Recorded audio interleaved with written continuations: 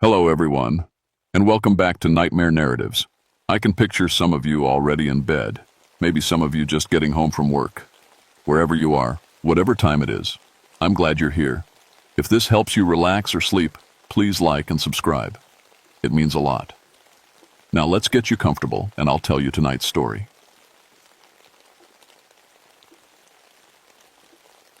My name is Jacob Thornfield, and I've been a park ranger for 16 years.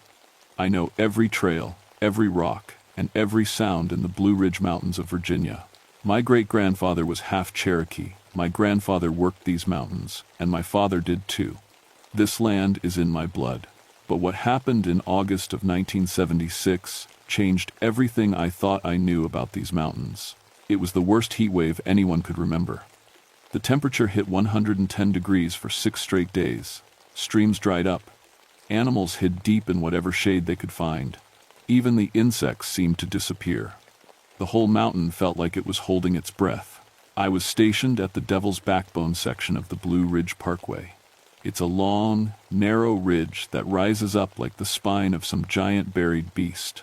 The Cherokee used to call it Nun-Yu-Nu-Wee, the Stone Man. They had stories about it, but I never paid much attention to old legends. I was more worried about real problems like lost hikers and bear encounters. On August 13th, my radio crackled to life at 6:30 inches the morning.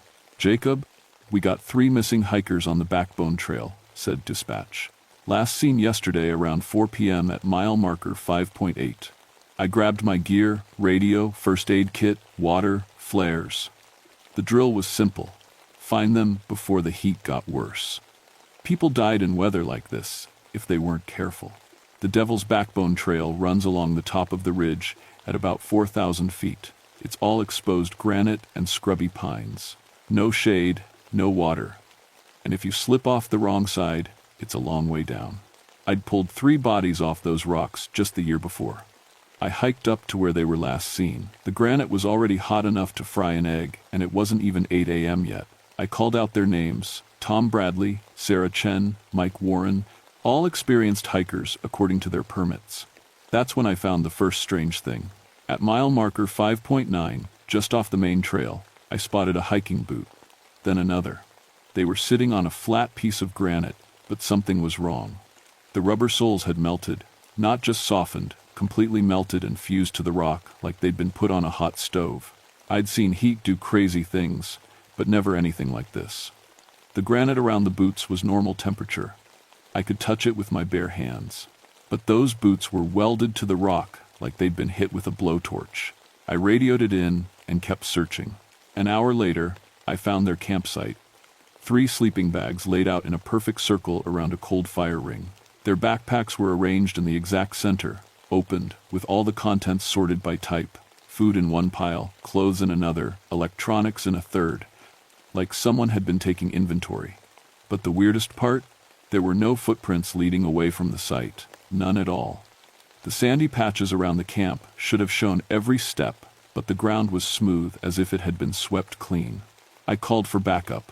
2 more rangers, Bill Hayes and Maria Santos, hiked up to help with the search. We spread out in a grid pattern, calling the missing hikers' names every few minutes. That's when the mountain got quiet. I mean really quiet. No bird songs, no insect buzz, no wind through the pines. Even our own voices seemed muffled, like the air was too thick to carry sound properly. "Jacob," Maria's voice came through the radio, barely audible. "You need to see this." I found her standing next to a big oak tree about 50 yards from the campsite. She was staring up at the trunk, her face pale despite the heat. Embedded in the bark, 12 feet off the ground, were 4 human teeth, not knocked loose, pressed deep into the wood like someone had hammered them in with incredible force. "How does something like that happen?" Maria asked. I didn't have an answer. The teeth were clean, white, still had bits of root attached, fresh, and there was no way anyone could have climbed up there to put them in the tree.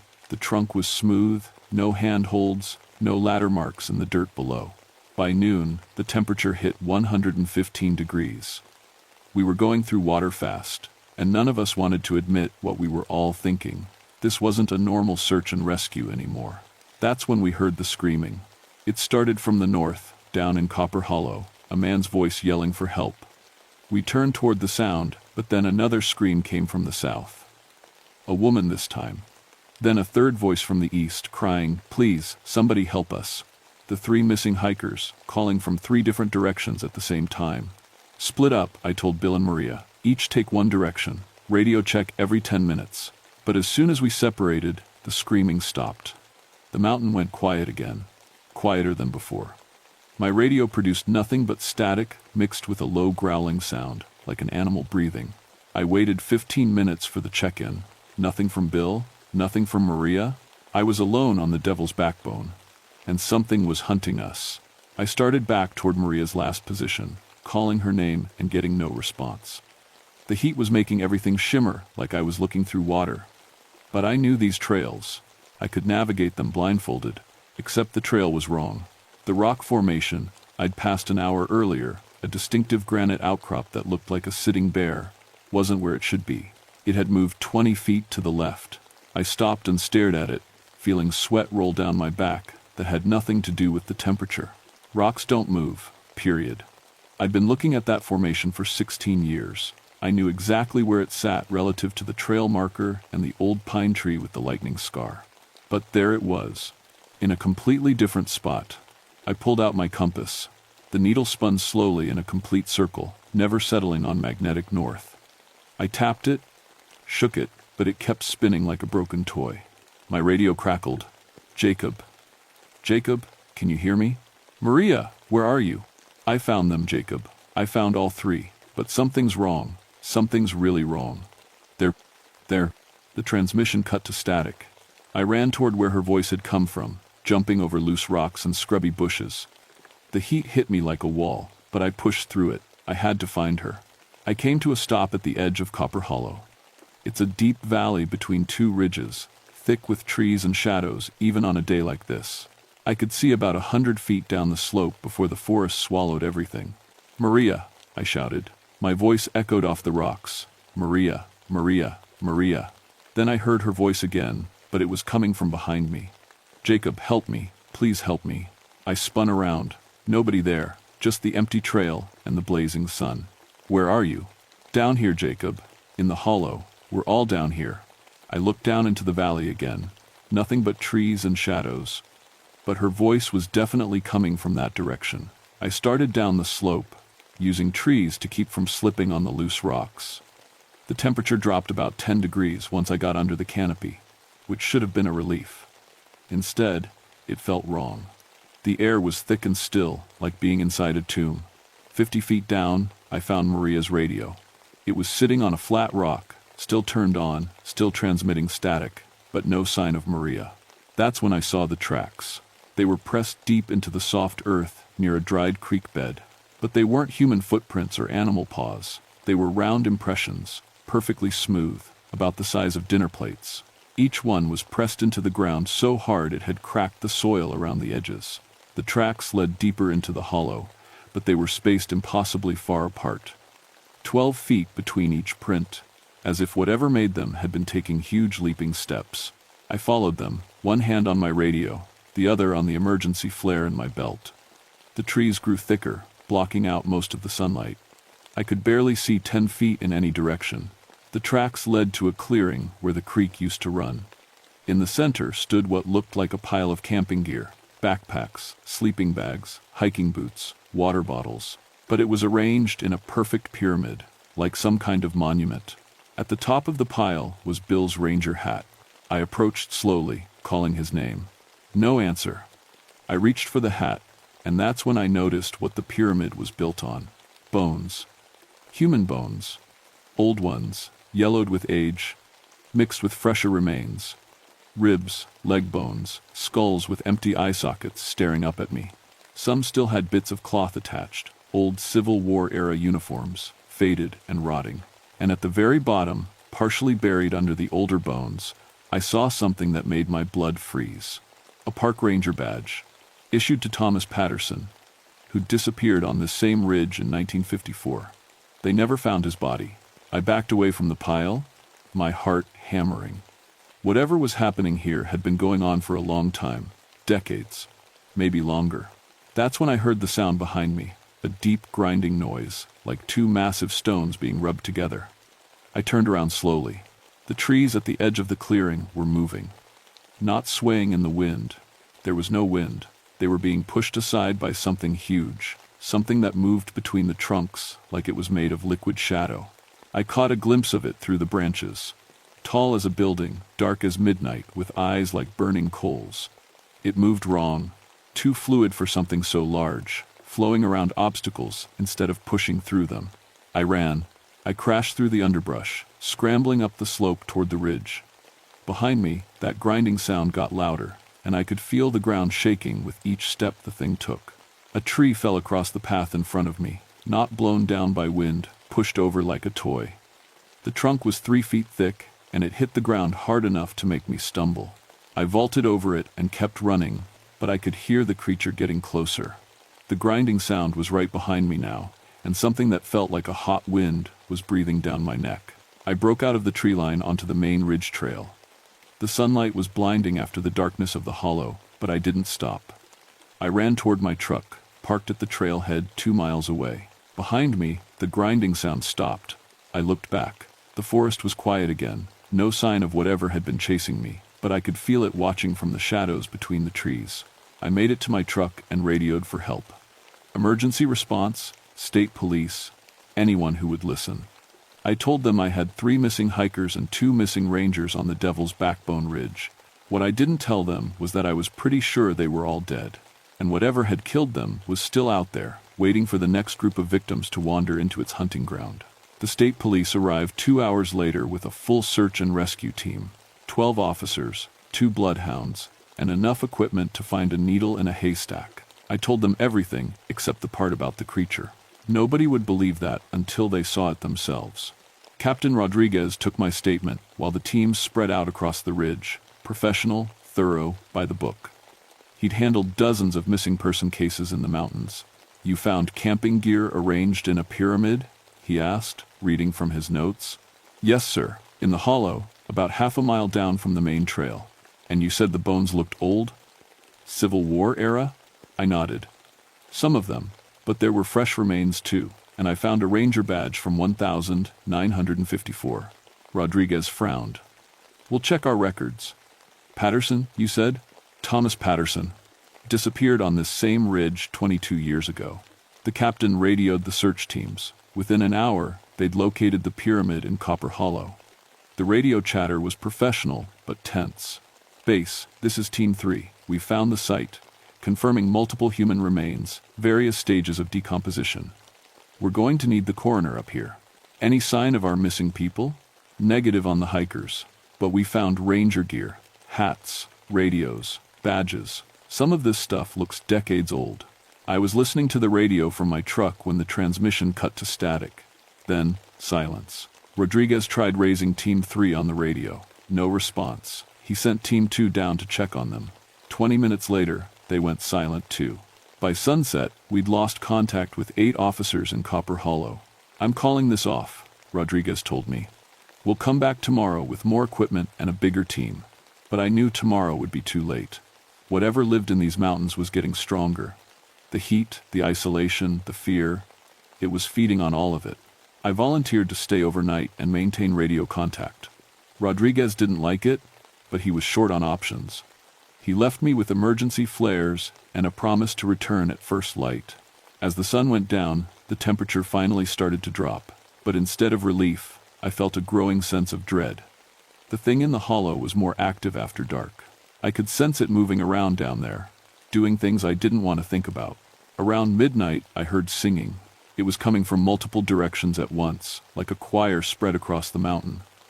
But the voices were all wrong, too deep, too hollow, like they were coming from the bottom of a well. I recognized the tune. It was an old Cherokee protection song my great-grandfather used to sing. But the words were twisted, changed into something dark and hungry. The singing got louder, closer. I grabbed my flashlight and emergency flares, but I knew they wouldn't help. You can't fight something made of living stone with modern equipment. That's when I remembered my great-grandfather's stories about the Nun-Yunui, the stone man. He'd told me the legends when I was young, but I dismissed them as folklore. According to the stories, The Stone Man was a Cherokee guardian spirit, created to protect the mountains from evil. But something had happened during the Civil War. Soldiers had killed Cherokee families in these same hollows, and their blood had corrupted the guardian, turning it into something twisted and hungry. The singing stopped.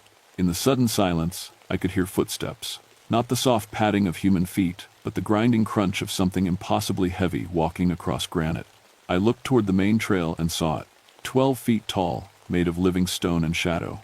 Its body was rough granite, shot through with veins of red light like molten rock. Where its face should be, there was just a smooth surface with 2 burning holes for eyes. It moved like liquid, flowing over obstacles instead of walking around them. When it stepped on solid rock, I could see its foot sink into the granite like it was soft mud. The creature stopped about 50 yards away and looked directly at me. When our eyes met, I felt something cold and alien touch my mind. It was reading my thoughts, my memories, learning everything about me. Then it spoke, and its voice was the sound of mountains breaking apart. Jacob Thornfield, 3rd generation, Cherokee blood, you belong here. I tried to run, but my legs wouldn't move. The creature's will held me in place like invisible chains. Your people made me, it continued, stepping closer. Your people's pain twisted me. Now I am something new, something hungry. It raised one massive hand, and I could see the missing rangers and hikers pressed into its palm like insects in amber. They were still alive, still conscious, their eyes wide with terror. Join them, the Stone Man said. Become part of the mountain, forever. That's when I remembered the rest of my great-grandfather's story. The Stone Man could be fought, but only by someone with Cherokee blood who knew the old songs. The real songs, not the twisted versions it had been singing. I found my voice and started singing the protection song the way my great-grandfather had taught me, with the original words and the proper rhythm. The creature stopped moving toward me, its burning eyes flickering like dying coals. The song was working, but I could feel the creature fighting back, trying to corrupt the words in my mouth. It took every bit of strength I had to keep singing the true version. The Stone Man raised both hands above its head, and I could see all the victims trapped in its body. Rangers, hikers, Civil War soldiers, Cherokee families. Decades of death and pain, all absorbed into its twisted form. You cannot save them, it said. They are part of me now, as you will be. But as I kept singing, cracks appeared in the creature's stone skin. Light leaked out from between the fissures, and I could hear voices. The voices of everyone it had absorbed, crying out for release. The Stone Man took another step toward me, and that's when I knew the protection song wasn't enough. I needed something stronger. I needed to set them all free. I stopped singing the protection song and started the song of unbinding, the most dangerous Cherokee ritual I knew. My great-grandfather had made me promise never to use it except in the most desperate circumstances. This qualified. The unbinding song wasn't meant to protect. It was meant to release spirits from whatever was holding them. But it was dangerous because it released everything, including things that might be better left bound. The Stone Man sensed what I was doing and let out a roar that shook the entire mountain. Rocks tumbled down from the ridge above, and I could hear trees cracking in the distance. You don't understand what you're doing, boy, the creature said, its voice now filled with something like fear. I am not the only thing bound to this place. There are older powers, darker things sleeping in the deep caves. But I kept singing. The words felt like fire in my throat, and I could taste copper and sulfur with each note. This song wasn't meant for human voices. It was older than language, older than the Cherokee themselves. The cracks in the creature's body spread wider. Light poured out like liquid sunshine, and I began to see the shapes of people inside the stone. Rangers in their uniforms, hikers with their backpacks, soldiers in Civil War gray, Cherokee families in traditional dress, all of them pressed together in an impossible space, all of them aware and suffering. The Stone Man raised its fist to crush me, but the song was weakening it. Its movements were slower, less fluid. The burning coals of its eyes were dimming. Release them, I sang. Release them all. Let the dead rest and the living go free. The creature's fist came down, but it passed through me like I wasn't there. The unbinding song had made me temporarily insubstantial, existing between the physical world and the spirit realm. More cracks appeared in the Stone Man's body. Arms broke off and crumbled to dust. Its head tilted at an impossible angle, and the light behind its eyes went out. But as the creature began to collapse, I realized I'd made a terrible mistake. The stone man had been guarding something. Deep beneath the mountain, something much worse was stirring. I could feel it waking up, stretching ancient limbs, preparing to rise. The ground beneath my feet began to crack and split. Steam rose from the fissures, carrying the smell of sulfur and decay. Whatever was down there had been sleeping for thousands of years, and my unbinding song had just rung its alarm clock. The stone man looked at me one last time before its body completely crumbled. "You have no idea what you've done," it said. "I was protecting them from what comes next." The creature collapsed into a pile of ordinary granite, and all the people it had absorbed tumbled free. Most were unconscious, but alive. Maria, Bill, the 3 missing hikers, and dozens of others from different time periods. But my relief was short-lived. The mountain was shaking harder now, and I could hear something enormous moving deep underground. Something that made the stone man look like a child's toy.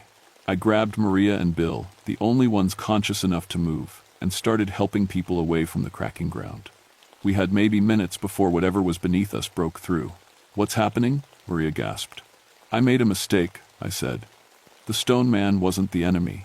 It was a guardian. It was keeping something else locked up down there." The ground split open like a broken egg, and something that looked like a massive hand made of molten rock reached up from the depths. The hand was easily 40 feet across, with claws that dripped liquid fire. We ran. All of us who could move, carrying those who couldn't. The mountain was coming apart behind us, and I could hear something climbing up from the depths. Something that had been waiting for freedom since before humans walked the earth. I knew there was only one way to stop what I'd unleashed. The unbinding song worked both ways. If I could turn it around, reverse the melody, I might be able to bind the ancient thing back into the earth. But the reversal song required a sacrifice, the singer's life force to power the binding. My great-grandfather had told me that too, in his warnings about the old magic. I could save everyone else, but I wouldn't survive the spell. As we reached the main trail, I made my choice. I told Maria to keep everyone moving toward the parking area, then I turned back toward the mountain. The ancient thing was almost free now.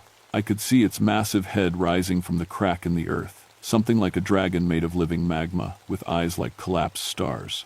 I started singing the binding song, feeling my life drain away with every note. The creature heard me and roared in fury, but it was too late. The spell was already working, pulling it back down into the depths. The last thing I remember was the mountain sealing itself back together, and the terrible silence that followed. I woke up 3 days later in a hospital in Richmond. They told me I'd been found unconscious at the base of Devil's Backbone, severely dehydrated and suffering from heat exhaustion. The official story was that a flash flood had caused a landslide, trapping several hikers and park personnel in Copper Hollow. Maria and Bill backed up the story. So did the 3 missing hikers. When the investigators asked about the other people we'd rescued, the ones from different time periods, there were no other people, just the 6 of us. But I knew what I'd seen. I knew what I'd done. The files from the 1,950 seconds showed that Thomas Patterson had been found and returned to his family. He'd apparently been suffering from amnesia and had lived quietly in a neighboring town for 22 years. Same story for a dozen other missing persons cases going back to the Civil War. The official explanation was that they'd all suffered psychological breaks and had been living as hermits in the deep woods. Heat exhaustion and trauma had triggered their return to civilization. Case closed. I tried to go back to work, but the mountains felt different now. Every time I walked a trail, I could sense things moving just out of sight. The stone man was gone, but other guardians were stirring, waking up to fill the void I'd created. I put in for a transfer to the office in Richmond. Desk duty, filing reports, scheduling maintenance. My supervisors thought I was having a breakdown, but they approved the transfer. After 16 years in the field, I'd earned a quiet retirement. But the mountains don't let you go that easily. I still get reports from Devil's Backbone. Hikers who see rocks moving when no one's looking. Campers who wake up to find their gear arranged in perfect circles. Climbers who hear singing from empty valleys. The Cherokee say that spirits are neither good nor evil, they just are. They exist to maintain balance, to keep the old agreements between the world of the living and the world of the dead. I broke one of those agreements when I unbound the stone man. I saved the people it had trapped, but I also destroyed something that had been protecting the mountain for centuries. Now new guardians are taking its place. Smaller ones, hungrier ones, less concerned with maintaining the old balances. Last week, a family of 4 went missing from the Backbone Trail. They found the campsite empty, with all the gear arranged in a spiral pattern around a cold fire ring. No footprints leading away from the site. The official search lasted 3 days. No sign of the missing family. Case transferred to the state police as a probable abduction. But I know better.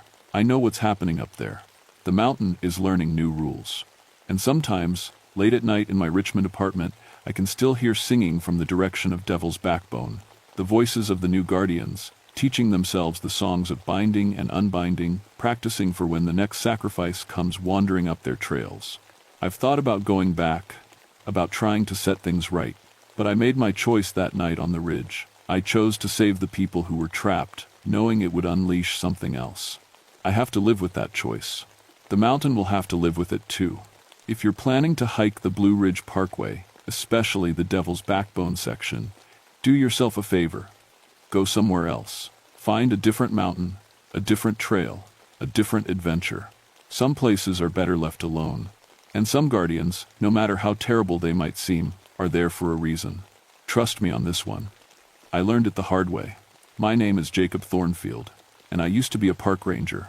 Now I'm just a man who knows too much about the things that live in the spaces between the rocks, waiting for the next group of hikers to arrange their gear in perfect circles and disappear into the hungry darkness of the mountain. The official records will tell you that Devil's Backbone is safe for hiking. The Park Service has never recorded a single supernatural incident in the area, but they're wrong. The mountain remembers everything, and it's still learning how to hunt.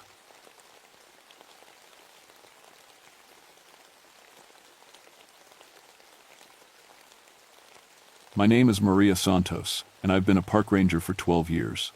I've seen a lot of things in the mountains that would make most people pack up and head back to the city. Bears, lost hikers, rock slides that come out of nowhere.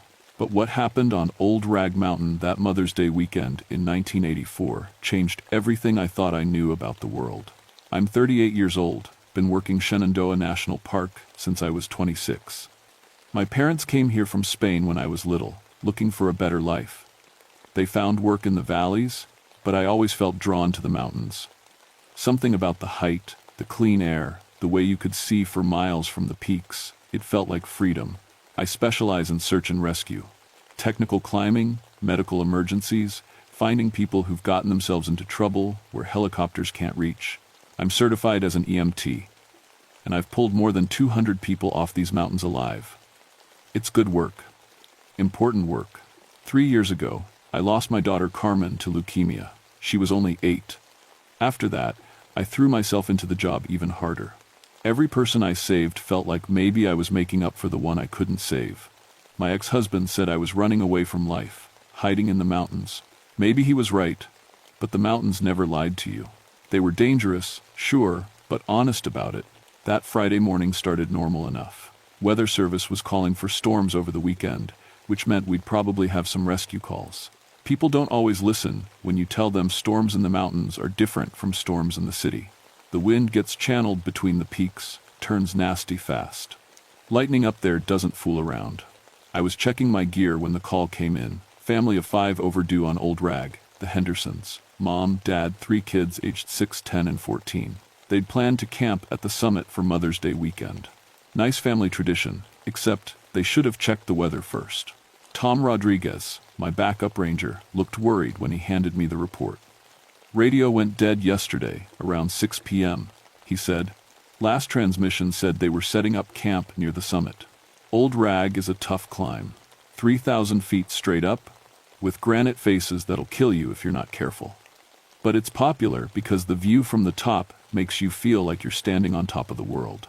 On a clear day, you can see all the way to Washington, D.C. I loaded my pack with the usual gear, ropes, medical supplies, emergency radio, climbing hardware, added some extra food and water in case the family was just stuck and waiting out the weather. The storm was supposed to hit that afternoon, so I wanted to get up there and get them down before it arrived. The hike starts easy enough. through oak and pine forest that smells like earth and growing things. But as you climb higher, the trees get smaller and the rocks get bigger. By the time you reach the granite slabs near the summit, you're basically rock climbing with a backpack on. About halfway up, I noticed something wrong. The forest was too quiet. No birds singing, no squirrels chattering, no insects buzzing. Just silence and the sound of my boots on the trail. In 12 years, I'd never heard the mountains this quiet during the day. It made the hair on my neck stand up. The wind started picking up around noon, earlier than the forecast predicted. Dark clouds were piling up against the western peaks like they were in a hurry to get somewhere. The air had that electric feeling you get before a bad storm, like everything was holding its breath.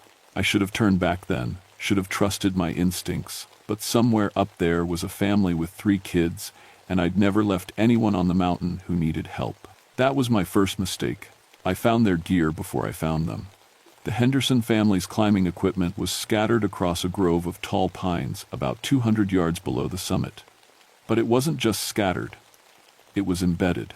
Carabiners driven into tree trunks like nails. Rope threaded through branches 40 feet off the ground. A camping stove hanging from a limb so high I'd need technical gear just to retrieve it. It looked like their stuff had been thrown by a tornado. Except there hadn't been any tornadoes. Not yet. I keyed my radio. "Tom, this is Maria. You copy?" Static. Then something weird, voices speaking in what sounded like 1,950 seconds, radio code. "Emergency at Sector 7. Civilian casualties reported." The transmission faded in and out like it was coming from very far away. I tried again. "Base, this is Ranger Santos on Old Rag." Radio check. More static than nothing. The clouds were getting thicker, but I shouldn't have been losing signal yet. My equipment was good, and I was high enough to reach the base station. I kept climbing toward the summit, following what was left of the trail. The granite slabs here are smooth and steep, worn down by millions of years of weather. You have to use your hands as much as your feet, finding tiny cracks and ledges to hold on to. That's when I saw the impressions. Pressed into a patch of soft mud between 2 rock faces were marks I'd never seen before. They looked like wing prints, huge ones, maybe 20 feet from tip to tip, but mixed in with them were smaller prints, human handprints. Adult-sized, pressed deep into the mud like someone had been pushed down hard. I knelt down to get a better look. The wing marks were fresh, maybe a day old. The mud was still soft in the center where something heavy had pressed down. But the handprints bothered me more. They were too deep. Like whoever made them had been pressed into the ground with enormous force. A sound echoed off the rocks above me, high-pitched and musical, almost like a child laughing, but it came from empty air, bouncing between the granite faces until I couldn't tell where it started. "Hello?" I called out. "Henderson family? Can you hear me?"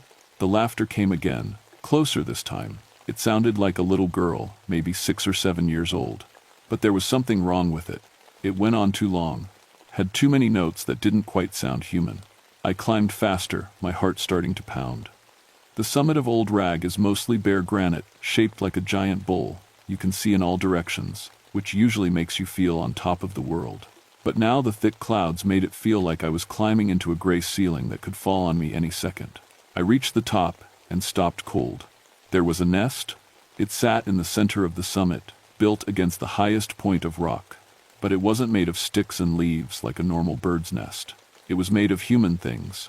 Camping gear woven together with climbing rope, sleeping bags arranged in a circle, a camp stove sitting in the middle like an altar, and around the edge, arranged in a careful pattern, were family photos.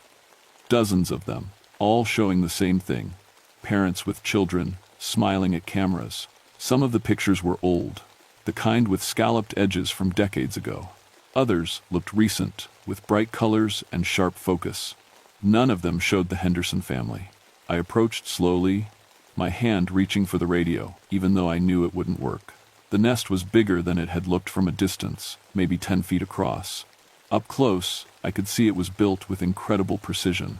Every rope was tied with perfect knots. Every piece of gear was positioned exactly where it would be most stable. Something moved inside the nest. I froze, holding my breath. A small figure sat up from behind the camp stove, rubbing its eyes like it had just woken up. A little girl, maybe 6 years old, wearing a pink jacket and muddy hiking boots. "Emma," I called softly. "Emma Henderson, the youngest daughter according to the missing persons report." The girl looked at me with eyes that seemed too old for her face. She smiled, showing teeth that were perfectly white and straight. "The angel mother said you'd come," she said in a voice like wind chimes. "She said you'd be perfect. Where are your parents, sweetheart? Where's your family?" Emma pointed up at the sky, even though all I could see were thick gray clouds. "They went to the sky home. The angel mother took them to be safe." "I'm here to help you get down from the mountain," I said, stepping closer. "There's a big storm coming." That's when Emma stood up, and I saw what was behind her in the nest. 4 backpacks, 2 adult-sized, 2 for children. All of them arranged in a neat row, like they were waiting for their owners to come back. But the owners weren't coming back, and somehow I knew it even before Emma spoke again. "She's coming back soon," the little girl said, still smiling that too perfect smile. "She wants to meet you. She says you understand about losing children." The wind picked up, howling between the granite peaks. In the distance, thunder rumbled like something enormous was walking across the sky, and Emma Henderson began to speak in her mother's voice. "Maria, honey, you need to listen to me." The words came out of 6-year-old Emma's mouth, but the voice belonged to a grown woman, calm, patient, with a slight southern accent. "I know this looks scary, but she's not going to hurt you. She just wants to help." I stumbled backward, my climbing gear clattering. This was impossible. Children don't change voices like that. People don't speak with other people's voices. "Emma," I said, trying to keep my voice steady. "Emma, look at me. What's your name?" The little girl tilted her head, and when she spoke again, it was in a man's voice. Deep, rough around the edges. "She's not Emma anymore, Ranger. She's something better now. We all are." Thunder crashed overhead, much closer than before. The storm was moving in fast, bringing wind that screamed between the rocks. I needed to get this child off the mountain, but nothing about this situation made sense. I keyed my radio again, hoping for any kind of signal. Instead, I heard something that made my blood freeze. Emma's real voice, crying and scared, coming through the static. "Mommy, Daddy, where are you? It's dark and I can't find you, and there's something in the trees, and it has big wings, and..." The transmission cut off. I looked at the little girl standing in front of me. She was still smiling, but now she spoke in yet another voice. A teenage boy, scared and confused. "She took us up high," the voice said through Emma's mouth. "Way up high where the air is thin and you can see everything. Mom tried to fight, but you can't fight something with wings that big. Dad tried to grab us, but she was so strong. So incredibly strong." "Stop it," I whispered. "Stop doing that." Emma's expression changed. For just a moment, I saw the real 6-year-old underneath. Terrified, confused, desperate to go home. Then something else took control again. "You lost a daughter too." This time it was a woman's voice, but not Emma's mother. Someone else entirely. Someone with a Spanish accent like my own mother's. Carmen, wasn't it? 8 years old when the cancer took her? I felt like someone had punched me in the stomach. No one here should know about Carmen. No one except... "How do you know that name?" Emma smiled wider, showing too many teeth. "She knows everything about mothers who've lost children. She collects us, she helps us." The wind was getting stronger, bringing the first drops of rain. Lightning flashed somewhere behind the clouds, turning everything white for a split second. In that flash, I saw something moving on the granite face above us. Something with wings. I grabbed Emma's hand. It was cold as stone. "We need to get off this mountain right now." But Emma pulled away with strength that no 6-year-old should have. "You can't leave. She's almost here. She wants to show you something wonderful." The thing I'd glimpsed moved again, circling above us in the storm clouds. It was big, much bigger than any bird, and it was descending. I pulled out my emergency flare gun, not sure what I planned to do with it. Emma watched me with eyes that seemed to glow in the dim light. "She won't hurt you," the child said in her mother's voice again. "She only hurts the ones who try to take her children away." "I'm not taking anyone away. I'm trying to help." That's what they all say. Now it was Emma's father speaking through her. Right before they realize what she really is. The rain started falling harder, turning the granite slabs slippery and dangerous. Lightning flashed again, and this time I saw it clearly. 8 feet tall, with wings that stretched 20 feet from tip to tip. shaped like a woman but wrong in every way that mattered. It moved through the air without making a sound, circling us like a hawk, deciding when to strike. Emma clapped her hands together like she was watching a wonderful show. "Isn't she beautiful?" the little girl asked in a voice I didn't recognize. Old, creaky, like someone who'd been dead for a long time. She's been waiting so long for another mother to understand. The creature landed on the rocks above us with no sound at all. Up close, it was even more wrong than from a distance. The body was definitely female, but stretched and elongated like someone had pulled a person too tall. The wings weren't feathered like a bird's. They were more like a bat's, dark membrane stretched between elongated finger bones. But the worst part was the face. It looked human at first glance, almost beautiful, but the eyes glowed red in the dim light, and when it opened its mouth, I saw rows of teeth that belonged in a shark, not a woman. "Maria Santos," it said in a voice like wind through empty houses. "I've been waiting for you." Emma giggled and ran toward the creature, who scooped her up in arms that ended in claws. The little girl snuggled against that impossible chest, like she was being held by her real mother. "You understand loss?" the creature continued, stroking Emma's hair with one clawed hand. "You know what it's like to have a child taken from you. I can fix that. I can give you all the children you want." Lightning crashed directly overhead, so close I felt the electricity in the air. In the flash, I saw bones scattered around the base of the nest. Small bones, child-sized. "What did you do to her family?" I asked, raising the flare gun. The creature smiled, showing all those terrible teeth. "I gave them what every family wants. I made them eternal. They're all here, in her voice, in her memory. They'll never leave her again." Emma spoke up in her own voice, but the words were all wrong. "She's my new mommy. She says she'll never let me go. She says we'll be together forever and ever and ever." The creature's eyes fixed on me with an intensity that made my knees weak. "Join us, Maria. Become the mother you were meant to be. Help me care for all the lost children." "Let the girl go," I said, trying to keep the flare gun steady despite my shaking hands. "But she doesn't want to go," the creature purred. "Do you, little one?" Emma shook her head, cuddling closer to those impossible arms. "I want to stay with the angel mother. She makes the scary voices go away." That's when I realized the truth. The voices Emma had been speaking with, they weren't just her dead family, they were all the other children this thing had taken over the years. All of them trapped inside Emma's head, speaking through her mouth, unable to rest. The creature spread its wings wide, preparing to take off with Emma in its arms. Rain poured down harder, making everything slippery and dangerous. "Last chance, Maria," it said. "Come with us willingly, and I'll let you keep your memories of Carmen. Fight me, and I'll take those too." I thought about my daughter, about her laugh, her smile, the way she used to fall asleep in my lap while I read her stories. Then I thought about Emma Henderson, 6 years old and trapped in a nightmare she couldn't understand. I pulled the trigger. The flare hit the creature square in the chest, exploding in a burst of red fire and chemical smoke. It shrieked, a sound like metal tearing and wind screaming, and dropped Emma onto the granite. The little girl hit hard, crying out in pain. Real pain, in her own voice. For the first time since I'd found her, she sounded like an actual 6-year-old child. The creature's wing membrane was burning where the flare had struck, holes melting through the thin skin. It stumbled backward, those red eyes blazing with fury instead of false warmth. "You can't hurt her," Emma screamed. But now she was speaking in her dead mother's voice again. "She's all we have left." I scooped up the little girl, surprised by how light she felt. Too light, like she was mostly hollow inside. She fought against me, but weakly, like someone fighting in their sleep. "We're getting off this mountain," I said, backing toward the trail that led down from the summit. The creature recovered faster than I'd hoped. The holes in its wings were already starting to close, the burned edges healing like they were made of liquid instead of flesh.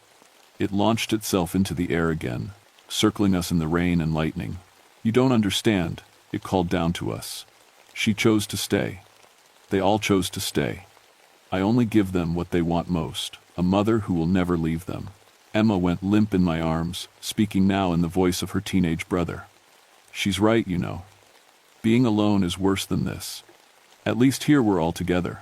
I started down the trail, moving as fast as I dared on the slippery rocks. The creature followed overhead, sometimes visible in the lightning flashes, sometimes just a shadow moving through the storm clouds. Think about Carmen, it called to me, its voice somehow carrying over the wind and thunder. She died alone, didn't she? In a hospital bed while you were home sleeping? You weren't there when she needed you most. Shut up, I whispered, but the words hit like physical blows. Because it was true. I hadn't been there. I'd gone home to shower and change clothes, thinking I had more time. Carmen died while I was sitting in my car in the hospital parking lot, working up the courage to go back inside. I can bring her back, the creature continued. Not like this broken little shell you're carrying. Really back, young and healthy and perfect. All you have to do is let me help you. Emma stirred in my arms, looking up at me with eyes that now seemed to hold decades of sadness. She brought back my mommy and daddy and brother, she said in her own voice. They live inside me now. We're never apart. The trail down from Old Rag is treacherous, even in good weather. In a storm, with rain making every rock surface slick and lightning turning the world into a strobe light, it was nearly suicidal. But I kept moving, Emma's weight shifting in my arms as different voices took control of her small body. Behind us, the creature had gone silent. That worried me more than the taunting had. I couldn't see it anymore, couldn't hear the massive wings cutting through the air. In the storm, that thing could be anywhere. I was halfway down the granite face when it struck. Claws raked across my back, shredding my pack and jacket. I stumbled, nearly dropping Emma, catching myself against a rock face with my free hand. The creature landed on the narrow trail ahead of us, blocking our path. Give her back, it hissed. She belongs with her family. Her family is dead, I said, pulling out my backup flare. You killed them. I freed them from the pain of separation. Now they're all together, forever. Isn't that what every family wants? Emma spoke up in what I now realized was her father's voice. She's right, Ranger. Death isn't the worst thing that can happen to a family. Being apart is worse. The creature stepped closer, its red eyes fixed on mine. This close, I could see that its face was a horrible mixture of human and something else. Beautiful from a distance, but wrong in every detail when you looked closely. The skin was too smooth, like plastic. The smile was too wide. The eyes reflected light like an animal's. You know I'm right, it said softly. Your daughter called for you when she died, called for her mommy, but you weren't there, were you? I raised the flare gun, but my hand was shaking. Not from fear, from grief, because every word was true. Let me fix that, the creature whispered. Let me give you a family that will never leave you. Children who will never grow up, never get sick, never die. All you have to do is say, yes. For a moment, I almost did. The loneliness since Carmen's death had been like a physical weight, crushing me a little more every day. The idea of having her back, of having a family again, was almost irresistible. Then Emma spoke in her own voice, small and scared and heartbreakingly young. Please, she whispered. I want to go home. I want my real mommy. I looked down at this little girl I barely knew and saw Carmen's face for just a moment. Not because they looked alike, but because they were both 6 years old and afraid and needing someone to protect them. I'd failed my daughter. I wouldn't fail Emma. I fired the flare directly into the creature's face. It screamed and stumbled backward, its hands clawing at burning eyes. I didn't wait to see how much damage I'd done. I grabbed Emma and ran down the trail as fast as I dared, rocks sliding under my feet, rain making everything a blur. Behind us, the creature's screams turned into something else, wings beating against the air. It was following us, blind but not helpless. The trail switched back down the mountain face, each turn bringing us closer to the tree line. If I could reach the forest, maybe we'd have cover. Maybe I could lose it in the darkness between the trees. Emma was speaking in multiple voices now, all of them pleading with me to go back. Her mother begging me to reconsider, her father promising it would be better, her brother saying he missed being alive but this was close enough. They're not really in there, I said, more to myself than to her. You're just remembering them. Does it matter? Emma asked in her grandmother's voice, a woman I'd never met. If the memory is perfect, if it never fades, if they're always with you, does it matter if they're real? A tree exploded next to us as the creature crashed into it, still following by sound and scent despite its damaged eyes. Splinters of wood flew like shrapnel, and I felt several pieces cut into my arms and face. We were close to the tree line now. I could see the dark shapes of pines ahead, their branches whipping in the wind. Safety was maybe 50 yards away. That's when I slipped. The rock face was slick with rain, and my boots skidded on a loose stone. Emma and I went down hard, sliding toward the edge of the trail where it dropped off into a 100-foot fall. I managed to catch hold of a tree root with one hand. Emma clutched against my chest with the other. We dangled there in the rain, my shoulders screaming with pain from our combined weight. Above us, the creature landed on the trail. Its eyes were healing, the burned flesh knitting itself back together. In a few minutes, it would be able to see again. "End of the line," it said, walking slowly to the edge where we hung. "Give me the child, and I'll pull you back up. Try to keep her, and you'll both fall. Your choice, Maria." I looked down at Emma. She was speaking in her mother's voice again, but softer now, sadder. "Let me go," she said. "I'm not really alive anymore anyway. I haven't been since she took my family.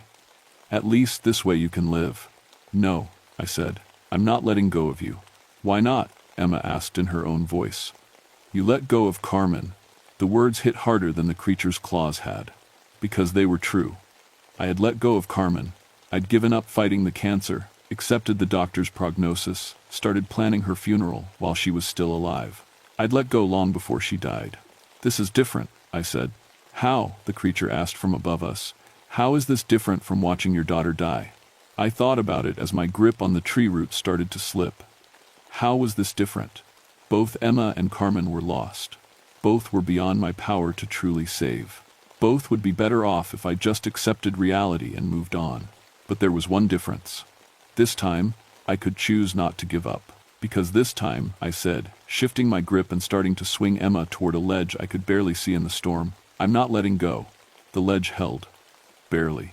Emma and I crawled along it in the rain until we found a crack in the rock face wide enough to shelter in.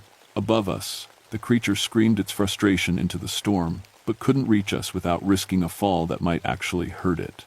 We waited there for 3 hours while the storm passed. Emma spoke in different voices the whole time, but more quietly now, like her family was whispering instead of shouting. Gradually, as we got farther from the summit, the other voices faded until only her own remained.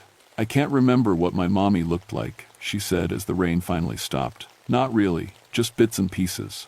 "That's okay," I said. "That's normal." The angel mother said she'd keep the memories perfect forever, but they hurt so much. "Good memories are supposed to hurt sometimes," I told her. That's how you know they meant something. When the rescue helicopter finally reached us the next morning, Emma Henderson was just a traumatized 6-year-old who remembered very little about what had happened to her family.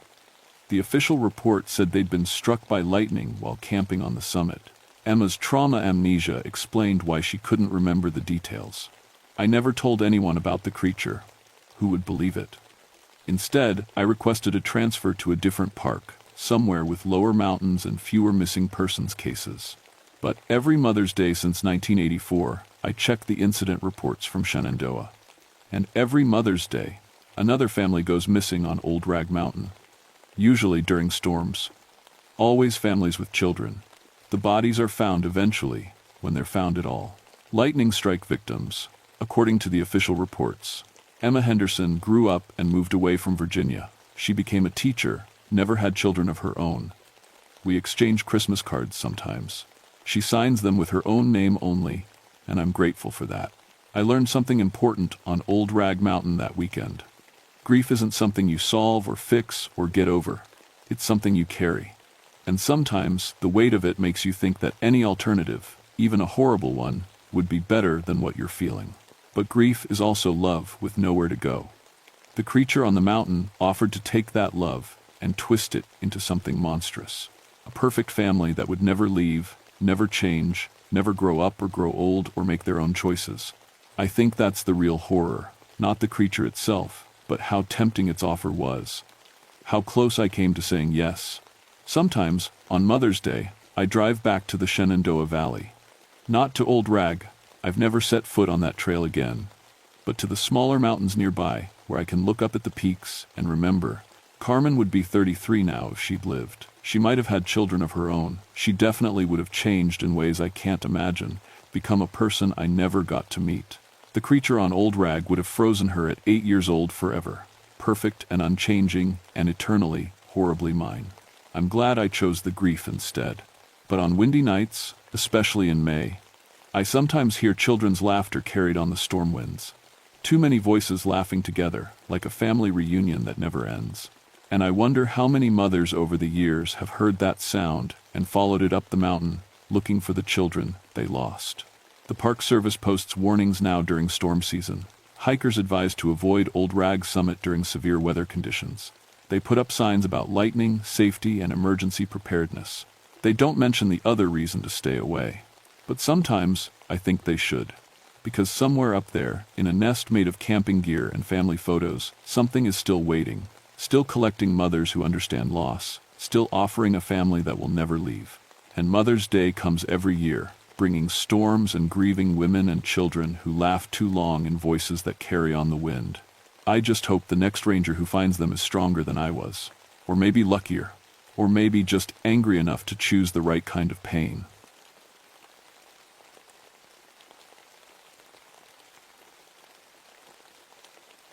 My name is Robert Morrison, but everyone calls me Buck.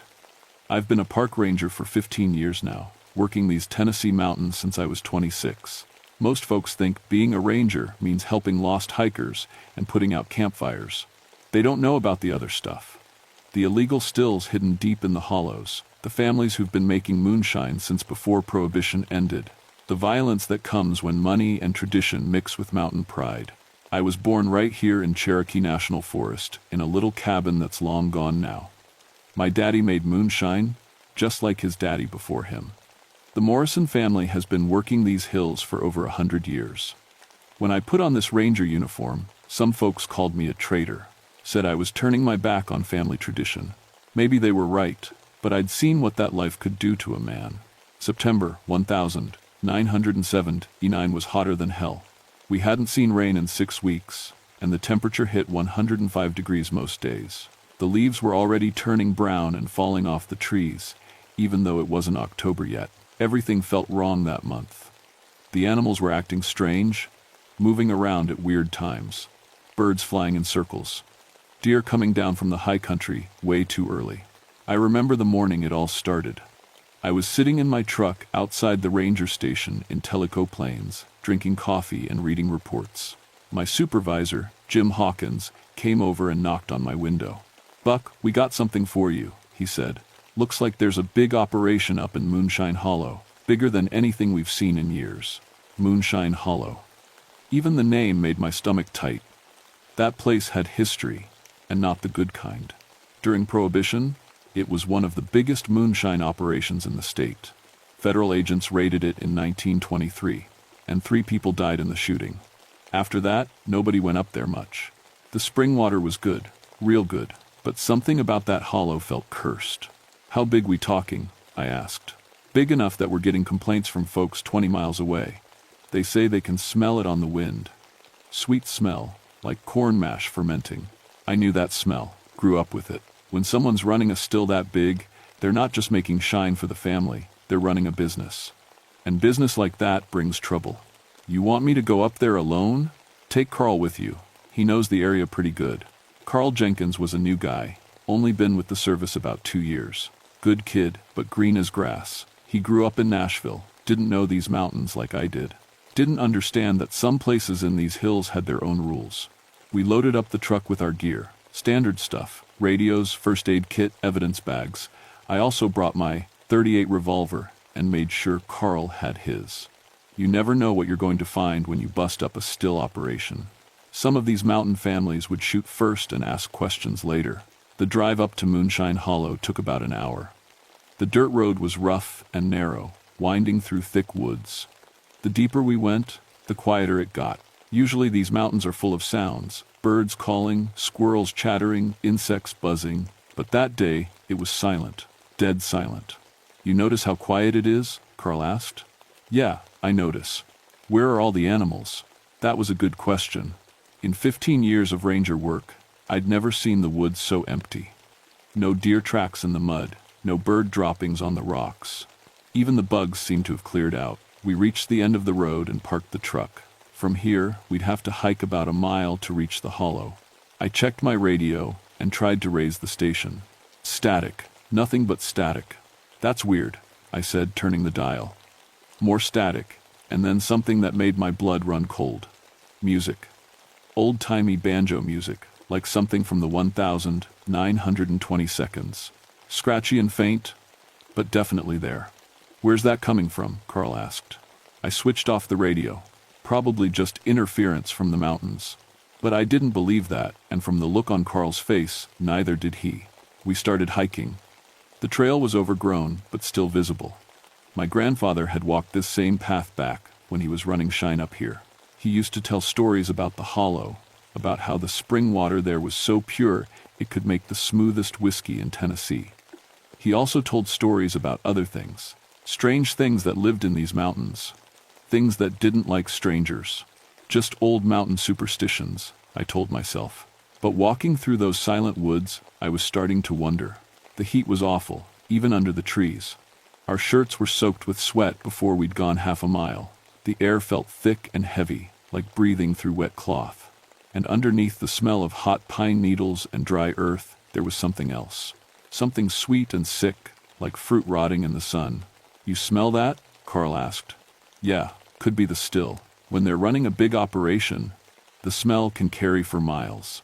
But this smell was different from any moonshine operation I'd ever busted. Stronger, more chemical. It reminded me of something, but I couldn't place what. We crested a small ridge and looked down into Moonshine Hollow. What we saw there stopped us dead in our tracks. The still was there, all right, or what was left of it. The copper equipment was scattered all over the hollow, twisted and bent like someone had taken a sledgehammer to it. The furnace was cold and dark. Mason jars were smashed to pieces, their contents soaking into the ground. But that wasn't the strangest part. The strangest part was how quiet it was, how wrong everything felt, and the footprints in the mud around the destroyed still. They were huge, at least 18 inches long, and they definitely weren't human. We stood on that ridge for a long minute, just staring. I'd busted up maybe 20 illegal stills in my time as a ranger.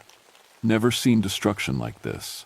The copper coils weren't just broken, they were twisted into knots, like someone had wrung them out like wet rags. The big fermentation barrels were crushed flat. One of them looked like it had been stepped on by something with enormous feet. Jesus Christ, Buck, Carl whispered. What happened here? I was wondering the same thing. We made our way down into the hollow, being careful where we stepped. The ground around the spring was torn up, covered with those massive footprints. I knelt down next to one and tried to make sense of it. The print was deep, maybe 3 inches into the mud. Whatever made it was heavy. Real heavy. The shape was almost like a human foot, but bigger and wider. There were 5 toes, each one ending in what looked like a claw mark. Could be a bear, Carl said, but his voice didn't sound convinced. Bears don't walk on 2 feet, I said, and they don't destroy moonshine equipment. I stood up and looked around the hollow. The spring was still flowing, clear and cold like always, but the water had a strange shimmer to it, like oil floating on the surface. And the smell was stronger here.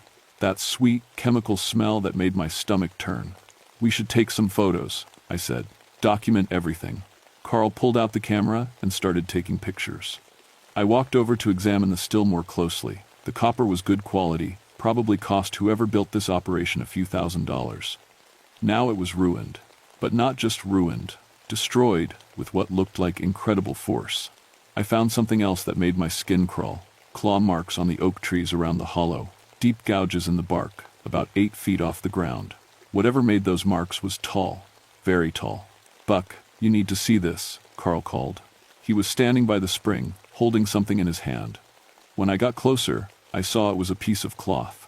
Denim, like from a pair of work pants. It was torn and stained with something dark. There's more over here, he said, pointing to the base of a large rock. Looks like someone lost a fight. There were definitely signs of a struggle. Scuffed earth, broken branches, more scraps of clothing, and something else. Dark stains on the rocks that could have been blood. Maybe the still operators ran into some competition, I suggested. You know how these mountain families can get territorial. But even as I said it, I knew that wasn't right. I'd grown up around these people. I knew their methods. When mountain folks had a dispute over territory, they settled it with shotguns and hunting rifles. Clean and quick. This looked like something else entirely. The afternoon was getting later, and the shadows in the hollow were growing longer. We needed to finish our investigation and get out before dark. These mountains were dangerous enough in daylight. "Let's check that cave over there," I said, pointing to a dark opening in the rock face on the far side of the hollow. Sometimes they store the finished product in caves to keep it cool. We made our way over to the cave entrance. It was bigger than I'd expected, maybe 10 feet wide and 8 feet tall. Cool air flowed out of the opening, carrying that same strange chemical smell. I pulled out my flashlight and shined it inside. The cave went back about 30 feet, then opened up into a larger chamber, and that's where we found them. Skeletons, human skeletons, lots of them. Some were old, really old. The bones were yellow and brittle, the clothing rotted away to nothing. But others looked more recent. I could still see scraps of cloth, belt buckles, even some old coins scattered around. "My God," Carl breathed. "How many people died up here?" I counted at least a dozen skulls, maybe more. Some of the skeletons were arranged almost like they'd been placed there deliberately. Others were scattered around like they'd been dragged. "Could be from the raid in 23, I said. "Federal agents and moonshiners killed each other. Maybe they buried the bodies up here." But I was starting to get a bad feeling. A real bad feeling. Because some of those bones didn't look like they'd died from gunshot wounds. They looked like they'd been chewed. We spent another hour documenting the cave, taking photos and notes. The whole time, I couldn't shake the feeling that we were being watched. Every shadow seemed to move. Every sound echoed strangely in the hollow. Finally, the sun started setting behind the ridge. "Time to go. We'll come back tomorrow with a bigger team," I told Carl. "Get the county sheriff involved, maybe the state police. This is bigger than just a moonshine bust." We hiked back to the truck as fast as we could without running. The woods were still unnaturally quiet, but now there was something else. A feeling of presence, like something large was moving through the trees just out of sight, keeping pace with us. I tried the radio again when we reached the truck. Still nothing but static and that strange banjo music. The truck engine turned over on the first try, and I'd never been so happy to hear a motor running. We drove out of there as the last light faded from the sky. In the rearview mirror, I thought I saw something large moving between the trees, something that walked on 2 legs but was definitely not human. "Did you see that?" I asked Carl. He was looking back too, his face pale in the dashboard light. "See what?" "Never mind," I said, but I pressed harder on the gas pedal. We made it back to the ranger station just as full darkness fell. I filed our report and locked the evidence in the safe. The photos would have to be developed, the cloth samples sent to the lab. Standard procedure, but there was nothing standard about what we'd found up there. That night, I went home to my little cabin outside town and tried to make sense of it all. I sat on my porch with a beer and thought about those footprints, those claw marks, those chewed bones. My grandfather's stories came back to me. Stories about things that lived in the deep mountains. Things that didn't like strangers coming around. Things that protected the old places from outsiders. Just superstition, I told myself. But I made sure my Dio 38 was loaded before I went to bed. And I dreamed about something large and hairy watching me from the tree line. Something with glowing green eyes and breath that smelled like death and chemicals. In the dream, it was getting closer. The next morning, I couldn't reach Carl on the radio. I tried his home phone, his truck radio, even called his landlady. Nothing. Carl Jenkins had vanished like smoke. "Maybe his radio's busted," Jim Hawkins said. But Carl's truck wasn't at his apartment, and his landlady said he never came home. "I'm going to look for him," I said. I drove back up to Moonshine Hollow with a sick feeling in my gut. The silence in the woods was even worse than before. Not a bird, not a squirrel, not even a bug. I found Carl's truck at the end of the road, driver's door hanging open. His radio was dead. His gun was still in its holster on the seat. Whatever happened to Carl, he hadn't seen it coming. The smell was stronger today. That sweet, chemical stench that made my nose burn. It seemed to be coming from the spring itself. In the hollow, there were new footprints. Fresh ones, made sometime during the night. They led to the cave where we'd found all those skeletons. "Carl," I called. My voice echoed and died. No answer. I drew my .38 and entered the cave. The skeletons were still there, but there was something new. Carl's ranger hat was lying next to one of the skull clusters, and beside it, fresh drag marks in the dirt. The drag marks led to a narrow tunnel I hadn't noticed before. It opened into another chamber, a bigger one. That's where I found Carl, or what was left of him. I won't describe what I saw, can't describe it, but whatever killed Carl wasn't human, and it wasn't finished with him when he died. I stumbled out and vomited in the bushes. My hands shook as I worked my radio. "Jim, this is Buck. I found Carl. He's dead. Something killed him, something big.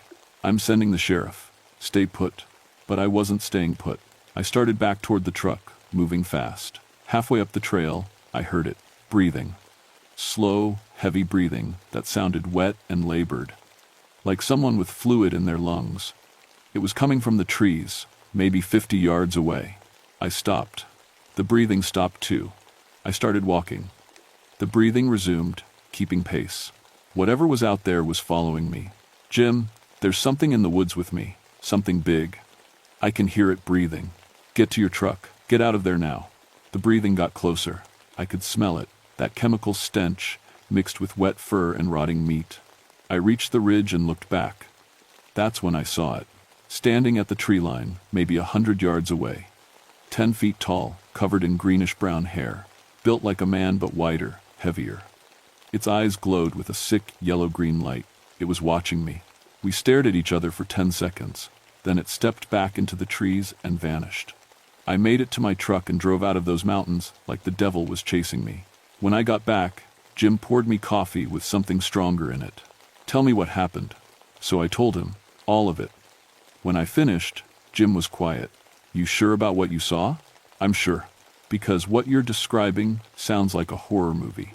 I know how it sounds, but I know what I saw." The sheriff arrived with deputies and a wildlife officer. They recovered Carl's body and came back looking shaken. "Biggest damn bear tracks I ever saw," the sheriff said. "Poor kid never had a chance." Bear tracks, that's what they called them. But I knew better.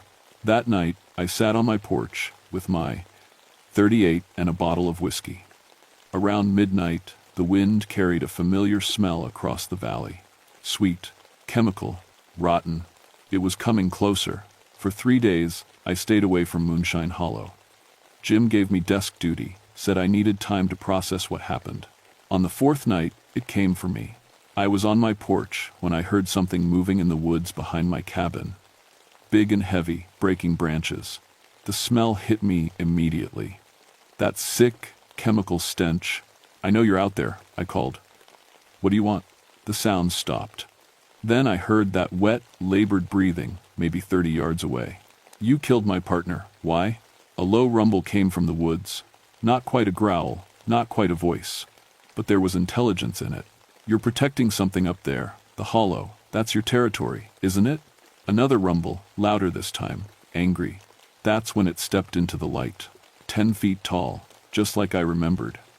But up close, I realized it was wrong. Its fur had a greenish tint, like it was contaminated.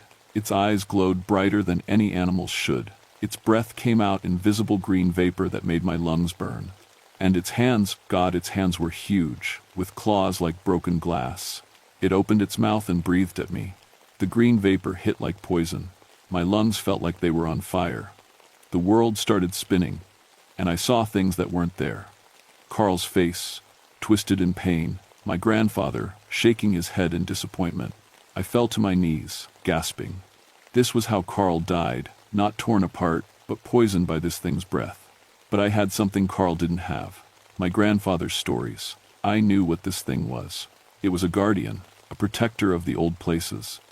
The chemical contamination from decades of moonshine operations had changed it, made it toxic, but it was still following its ancient purpose. With my last bit of consciousness, I rolled toward my cabin. My hand found the bottle of moonshine I kept on the porch. 180 proof, the real stuff. The creature followed, breathing out more poison vapor. I pulled out my lighter and touched flame to the bottle mouth. Moonshine burns hot and fast. The bottle became a torch. I threw it at the creature's chest. The alcohol splashed and caught fire immediately. The thing screamed like a steam engine exploding. It stumbled backward, beating at the flames. For a moment, I thought I'd killed it. But the fire went out quickly, and the creature was still standing, hurt but not defeated. Its eyes were brighter now, full of rage and pain. It started toward me again. That's when I heard the sirens. Jim had been trying to reach me on the radio. When I didn't answer, he'd called the sheriff. They were coming up my road with lights flashing. The creature heard them too. It looked toward the approaching vehicles, then back at me. For a second, I thought it might attack anyway. But then it turned and melted back into the woods. "Bear again," the sheriff said, when I told him what happened. "We'll put together a hunting party." But I knew they'd never find it. The creature was too smart, too careful. It belonged here in a way we never would. The next morning, I went to see my cousin Ezra, who remembered the old stories. "What you saw," he told me, "that was a warden, a guardian spirit. They've been protecting the sacred places since before the Cherokee came. But it's changed, poisoned, dangerous. All that chemical runoff from the stills contaminated the spring water. Made the warden sick too. But it's still doing its job. It killed Carl. And it'll kill anyone else who threatens its territory. That spring's a sacred place. The warden won't let it be corrupted any more than it already has." There were no good answers. But I made a decision. That hollow was going to be declared off-limits. Dangerous wildlife area. It wasn't enough to bring Carl back, but it might prevent more deaths. That was 45 years ago. I'm retired now, living in the same cabin where that thing came to visit me. My lungs never fully recovered from breathing its poison vapor. I've been on oxygen for the last 10 years. The doctors call it a rare form of chemical pneumonia. They don't know what caused it. I do. Moonshine Hollow is still off-limits. Official reason is unstable geology and dangerous wildlife. The real reason is locked in a file cabinet at the ranger station in a report that only 3 people have ever read. Over the years, I've kept track of the stories. Hikers who went missing near the hollow. Hunters who came back talking about giant creatures in the deep woods. Park rangers who found massive footprints and made reports that got buried in bureaucratic files. The creature is still out there, still protecting its territory. Last month, my great-nephew called me. He's a ranger now, working the same district I used to patrol. Strange reports are coming in from all over the forest. Animals acting weird. Springs and streams that test positive for chemicals that shouldn't exist. And footprints. Lots of footprints. "Uncle Buck," he said, "I think there's more than one now. The contamination has been spreading for decades, creating more guardians, more protectors. The old Cherokee had a saying, when you poison the earth will poison you back. I used to think that was just poetry. Now I know it was a warning. Carl Jenkins was a good man. He didn't deserve what happened to him. But he walked into something bigger and older and more dangerous than either of us understood. Sometimes, late at night when the wind is blowing just right, I can smell that sweet, chemical scent drifting across the valley. And I know they're still out there, watching, waiting. Last week, my great-nephew found another hollow with a destroyed meth lab and those familiar massive footprints. He asked me what he should do. I told him the same thing I tell everyone who asks about the deep woods. Stay away from places that feel wrong. Trust your instincts. And if you smell something sweet and chemical on the wind, turn around and walk the other way. Some territories are marked with no trespassing signs. Others are marked with bones. The smart ones learn the difference. My name is Robert Morrison. I've been keeping this secret for 45 years. Now, it's yours to keep. But remember, some truths are more dangerous than lies. And some monsters are just trying to protect what little wilderness we have left.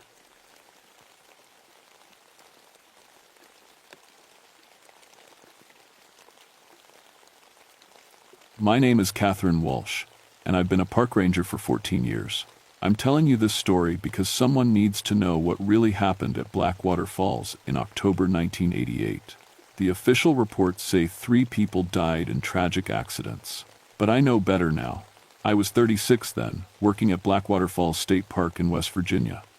It's a beautiful place, especially in fall when the leaves turn gold and red. The waterfall drops 57 feet into a dark pool below, and tourists come from everywhere to see it. That's also what makes it dangerous. Before becoming a ranger, I was a nurse for 8 years. I moved to the mountains after my divorce, looking for peace and quiet. I thought I'd left death behind me when I quit the hospital. I was wrong. October 1988 was unseasonably warm. The leaves were perfect, bringing more visitors than usual. That's when the deaths started. The first victim was Maria Santos, a young mother from Pittsburgh. She was taking pictures of the falls when she somehow lost her footing. Her husband found her body in the pool below an hour later. The strange thing was her expression completely peaceful, like she was sleeping. Accidents happen, my supervisor Tom said. Falls are slippery when wet, but I'd worked these trails for years. Maria fell from a spot with a good safety rail, in broad daylight, with no rain for 3 days. It didn't make sense. The second death happened 5 days later.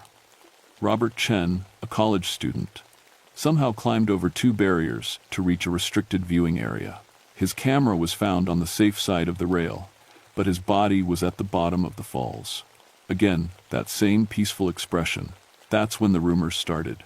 Visitors began talking about seeing someone near the falls, a woman in white who appeared just before sunset. Local guides started telling stories about the mill owner's daughter who drowned in 1889. Tourist nonsense, I thought. Then Sarah Mitchell died. Sarah was an experienced hiker, 62 years old. She knew the dangers of waterfalls, but her hiking partner found her at the bottom, and witnesses swore they saw her talking to someone just before she fell. When asked who, they couldn't give a clear answer. A woman in an old-fashioned dress, one said. But when I looked again, no one was there.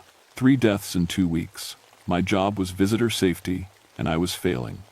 Tom ordered increased patrols and new warning signs, but something felt wrong beyond just accidents. That evening, I walked the falls trail alone, checking for loose boards or broken rails.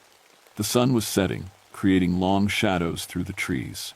The autumn air smelled of dying leaves and damp earth. The waterfall sounded different, somehow louder, more urgent. The water volume seemed higher than normal, which was impossible. We hadn't had rain in over a week. As I approached the main viewing platform, I felt a sudden chill. The temperature dropped at least 10 degrees in seconds. My breath came out in small puffs. Then I saw her. A young woman stood at the edge of the falls, just beyond the safety rail. She wore a long white dress that looked like something from 100 years ago. Her dark hair hung loose around her shoulders. She was beautiful, but something about her made my heart race with fear. She turned and looked directly at me. Her skin was pale as moonlight, and water dripped constantly from her hair and dress, even though she stood well away from the spray. But it was her eyes that froze me in place, deep, sad, and hungry. She smiled and gestured for me to come closer. Every instinct told me to run, but my feet moved forward against my will. She was so beautiful, so lonely looking. I wanted to help her. I was 3 steps from the rail when a squirrel ran across my path, breaking whatever spell held me. When I looked up, she was gone. I searched the area with my flashlight, calling out in case someone was really in trouble. Nothing. No footprints in the soft earth, no sign anyone had been there. But when I developed the film from my trail camera later that night, she was there in 3 different photos, standing exactly where I'd seen her. The next morning, I tried to convince myself I'd imagined the whole thing. Stress from the recent deaths, maybe. Too much coffee and not enough sleep. But the photographs were real. I stared at them for an hour, looking for some explanation. The woman appeared solid in the images, not like a double exposure or camera error. Her period dress was clearly visible, and water seemed to drip from her hair onto the wooden platform. I showed the photos to Tom. Camera malfunction, he said without hesitation. Maybe someone was doing historical reenactment photography earlier. At sunset, in a restricted area? Tom shrugged. People do stupid things for pictures. Just keep an eye out for trespassers. But I knew what I'd seen. The woman wasn't solid like a real person. She was translucent, like looking through thick glass. That afternoon, I was leading a safety talk for a group of tourists when Mrs. Henderson, an elderly visitor from Maryland, raised her hand. "Excuse me, dear," she said, "but is there someone who works here dressed in old-fashioned clothes? I saw a young lady in a long white dress yesterday evening, and she seemed to be trying to tell me something important." My blood went cold. What exactly did she do? Well, she was standing right at the edge of the water, waving for me to come closer. Such a pretty girl, but she looked so sad. I started walking toward her to see if she needed help, but my grandson grabbed my arm. When I looked back, she was gone. The grandson nodded. Grandma was heading straight for the edge. There was nobody there. Mrs. Henderson looked confused. But I saw her clear as day. She was dripping wet, like she'd just climbed out of the water. After the group left, I radioed all the rangers to watch for anyone in period costume. The responses were troubling. 3 different rangers reported seeing a woman in white near the falls over the past week, always just before sunset. Thought she was a tourist doing photography, Ranger Mike said. But when I went to check if she had permits, she vanished. That evening, I positioned myself at the main overlook an hour before sunset. I brought my camera, voice recorder, and thermometer. If something was happening, I was going to document it. The falls looked normal as tourists finished their evening visits and headed back to the parking area. By sunset, I was alone. The temperature dropped first, just like before. Then the sound of the water changed, becoming almost musical, like voices singing softly. My thermometer showed the temperature had fallen from 68 degrees to 52 inches, less than a minute. She appeared slowly, like fog forming into human shape. The woman in white materialized at the edge of the falls, water cascading around her feet. Up close, I could see her face clearly, beautiful but wrong. Her skin had the waxy pale color of a drowning victim. Her lips were blue-tinged, and her fingernails were black. But her eyes were the worst part. They held such desperate loneliness that I felt tears on my own cheeks. She reached out to me with one dripping hand and spoke in a voice like water over stones. So lonely, so cold, come with me. The pull was stronger this time. I felt myself walking toward her, drawn by compassion and something else I couldn't name. She needed help. She needed a friend. She needed... A tourist's flash camera went off behind me. The woman's head snapped toward the light, her face twisting with rage. The beautiful features became horrible skin mottled and waterlogged, eyes bulging, mouth open in a silent scream. Then she was gone. I spun around to find a young man with a camera, staring at the spot where she'd been. "Did you see that?"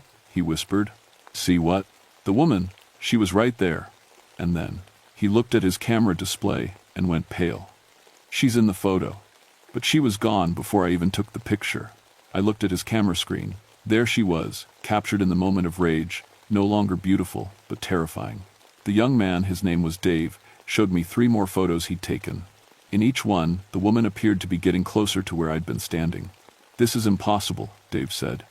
"She wasn't there when I took these shots. I was photographing the sunset, and she just appeared in the images." I gave Dave my contact information and made him promise to send me copies. Then I escorted him back to the parking lot, both of us looking over our shoulders the whole way. That night, I couldn't sleep. I kept thinking about her eyes and the desperate need I'd seen there. She wasn't just a ghost haunting the falls for no reason. She wanted something specific. I spent hours researching the history of Blackwater Falls. The mill owner's daughter I'd heard about was named Eleanor Whitmore. She'd died in September 1889, age 19. The newspaper article was brief. "Local beauty dies in tragic fall."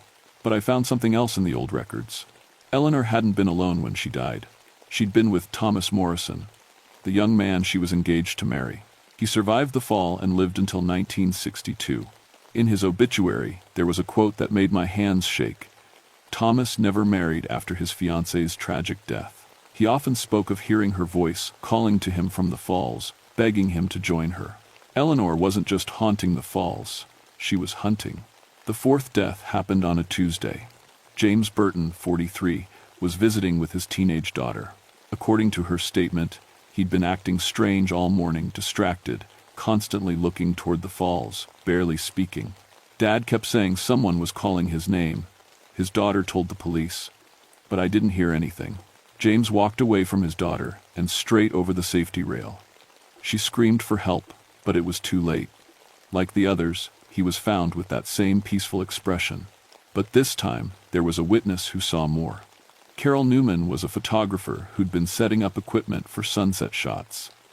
She called me at the ranger station, her voice shaking. "I saw the woman," she said, "the one in the old dress. She was standing in the water, holding out her arms to him. He walked right into the falls like he was in a trance." "What did she look like?" "Beautiful, but wrong. Like she was underwater, but standing in air. And the water around her was flowing upward, against gravity." I met Carol at her hotel that evening. She showed me the photos she'd taken in the moments before James died. The woman in white was clearly visible in several shots, becoming more solid-looking as James approached the rail. "I don't understand how this is possible," Carol said, "but I know what I saw." The fifth death was different. Ana Rodriguez was a Forest Service employee, trained in wilderness safety. She was conducting a trail inspection when she radioed for help. "This is Ana.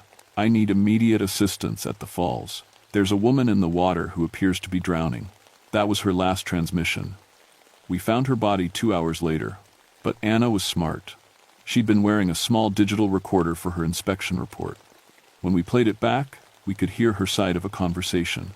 "Ma'am? Ma'am, can you hear me? I'm coming to help you." "What? No, I'm a forest ranger. Your dress is beautiful." "Yes, it must be cold in the water. I understand. I'm so sorry you're alone." Then sounds of movement, and Anna's voice getting fainter. "I'm coming. Don't worry. I'll stay with you." The recording cut off after sounds of splashing. Ana had been talking to someone we couldn't hear, someone who convinced her to enter the water.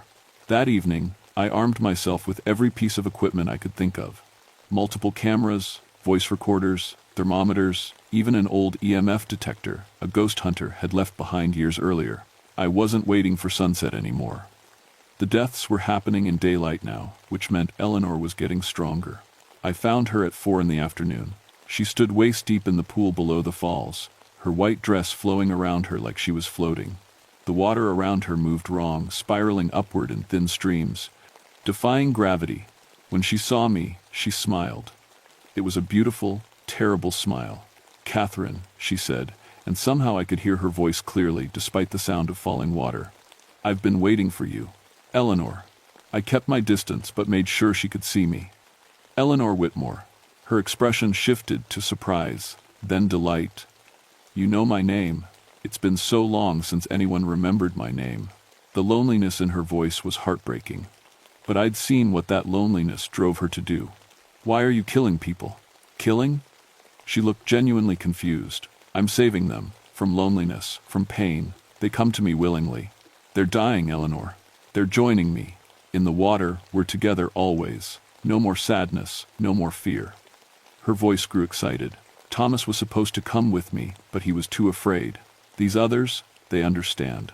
The water around her began to churn more violently. I could feel the pull even from 20 feet away, not physical, but emotional.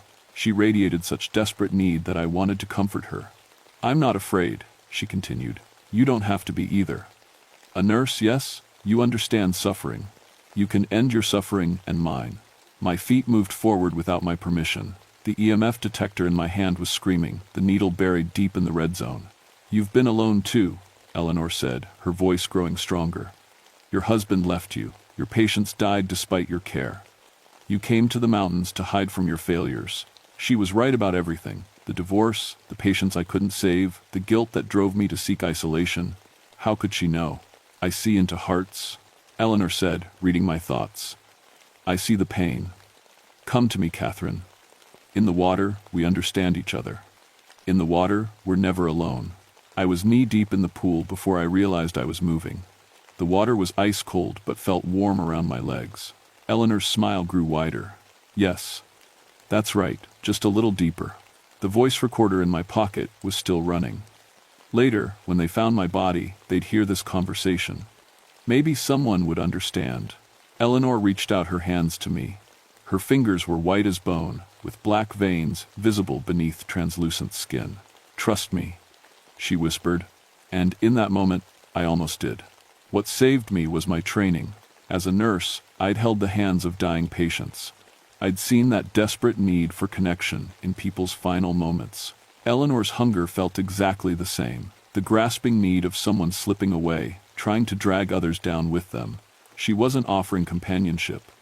She was drowning, and she wanted to take everyone she could with her. I yanked my hands back, just as her fingers brushed mine. The cold that shot up my arms was beyond physical. It was the cold of death itself. "No," I said, backing away through the water. "This isn't helping them. This is murder." Eleanor's beautiful face twisted with rage. "You don't understand. I saved them from their pain. You killed them for your own pain." The water around Eleanor began to boil and churn. Her appearance shifted between beautiful young woman and waterlogged corpse. Sometimes her skin looked normal. Other times it was mottled blue-green with decay. "Thomas promised to follow me," she screamed. "He promised we'd be together. But he lived and lived and lived while I waited alone." The truth hit me then. Eleanor hadn't died in an accident. She'd jumped, expecting Thomas to follow.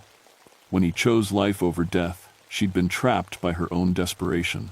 "He was right to live," I said, still backing toward shore. "Death isn't love, Eleanor. Love wants the other person to be happy, even if that means being apart." "Lies." The water rose around her, defying gravity to swirl in violent spirals. "Love means being together always. Then why are you still alone?" The question stopped her mid-scream. The water fell back to normal levels with a crash. "The people you've taken," I continued, "where are they? If you're together now, why do you need more victims?"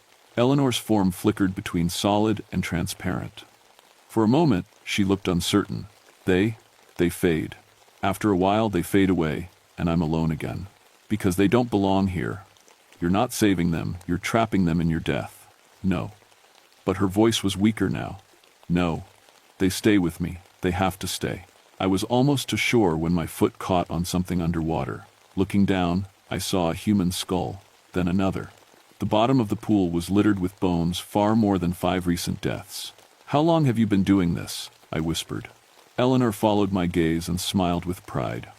"Since Thomas died in 1962, he finally came to me, but only for a moment before he faded too. So I found others. Lonely people, sad people, people who wanted peace. 137 years of murder. Dozens of victims. They chose to come," Eleanor said, but her voice sounded like she was trying to convince herself.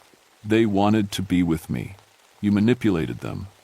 You used their pain against them. I gave them what they needed." "You gave them what you needed," Eleanor screamed, and the water exploded upward in a column 50 feet high. When it fell back down, she rose with it, floating above the pool in a waterspout that held her suspended. "I will not be alone anymore," she shrieked. "You will stay with me." The water reached for me like giant hands. I scrambled backward, slipping on wet rocks, my equipment scattering as I fought to reach dry ground. But Eleanor was stronger now, fed by a century of stolen lives. The water grabbed my ankles and yanked me back toward the pool. I went under, pulled down by currents that shouldn't exist in still water. Eleanor waited for me in the depths, her arms outstretched, her face beautiful again. "Don't fight," she said, her voice clear despite being underwater. "It only hurts for a moment." I was drowning, my lungs burned, and darkness crept in from the edges of my vision. Eleanor's face grew closer, and I could see myself reflected in her black eyes, pale, desperate, dying, just like her. In that moment, I understood. Eleanor wasn't evil. She was suffering, trapped in an endless cycle of death and loneliness. She'd been 19 when she died young, scared and heartbroken. Everything she'd done since was just a scared girl trying not to be alone. "I see you," I said, or tried to say. Bubbles came out instead of words, but somehow she heard me. Eleanor's eyes widened. "I see your pain," I continued, using the last of my air. "I see how scared you are. I see how much you've suffered." For the first time in over a century, someone looked at Eleanor and saw not a monster, but a frightened child. She released me. I shot to the surface, coughing up water, gasping for air. Eleanor rose beside me, but she wasn't trying to pull me down anymore. "You see me?" she whispered. "Really see me?" "Yes." "I was so afraid," she said, and now she looked like what she really was, a 19-year-old girl who'd made a terrible mistake. "I was so afraid of being forgotten." "You won't be forgotten, I promise." Eleanor began to fade, becoming translucent. The others, I trapped them with my fear. How do I let them go? The same way you let yourself go. Stop being afraid. Eleanor closed her eyes and took a deep breath she didn't need. When she exhaled, dozens of ghostly figures rose from the water, all her victims, finally free. They looked at Eleanor with forgiveness, not anger. Then, one by one, they faded into light and were gone. Eleanor was the last to go. "Thank you," she said, "for seeing me. Thank you for letting them go." She smiled, a real smile this time, peaceful and young, and dissolved into mist that sparkled once in the setting sun before disappearing forever. The waterfall returned to normal immediately. The temperature rose, the strange currents stopped, and the water level dropped back to what it should be for this time of year. I spent that night in the hospital being treated for near drowning and hypothermia. The official report said I fell during a routine patrol and was lucky to survive. Tom didn't ask many questions. He was just glad no one else had died. But the deaths stopped completely after that night. No more mysterious accidents, no more reports of women in white. The Blackwater Falls returned to being just a beautiful, normal waterfall. I used my own money to have a small memorial plaque made. It reads, Eleanor Whitmore, 1870 to 1889, beloved daughter, no longer alone. I installed it near the main viewing area with permission from the Park Service. Visitors sometimes ask about it, and I tell them Eleanor was a local girl who died tragically young. I don't mention how she died or what came after. Some stories are too dangerous to tell. The photographs and recordings from that day disappeared from my office. I suspect Tom destroyed them, and I'm grateful. Some evidence is better lost. But I kept one thing, the voice recording from Ana Rodriguez. Late at night, when I listen carefully, I can hear Eleanor's voice too, promising comfort and companionship. It reminds me how easy it would have been to say yes. I stayed at Blackwater Falls for another 12 years before retiring. In that time, I encountered 3 more spirits at various locations in the park. Not murderous ones like Eleanor, but lost souls who needed help finding peace. My experience with Eleanor taught me something important. Ghosts aren't supernatural monsters. They're people who died with unfinished business, trapped by their own emotions. Most just need someone to acknowledge their pain and help them let go. I developed a reputation among park rangers for dealing with unusual situations. Other rangers would call when they encountered things that didn't make sense, cold spots, unexplained sounds, equipment malfunctions. Usually, it was nothing supernatural, but sometimes it was someone who needed help moving on. Eleanor changed me. Before meeting her, I'd run away from death and suffering. After, I learned that sometimes the best way to help the living is to help the dead find peace. I still visit Blackwater Falls every October. The tourist season brings thousands of visitors to see the fall foliage, and they're all safe now. Children play on the viewing platforms while their parents take pictures. No one gets pulled toward the edge by desperate whispers. But sometimes, just at sunset, when the light hits the water just right, I see a brief shimmer that might be a young woman in white. Not threatening, not hunting, just checking to make sure her waterfall is safe. Eleanor kept her promise. She's not alone anymore, and neither, I realize, am I. The dead have their own problems, their own needs, their own pain. But they're still people, just people who happen to be dead. And sometimes, people need help, whether they're breathing or not. I never married again, but I found my purpose.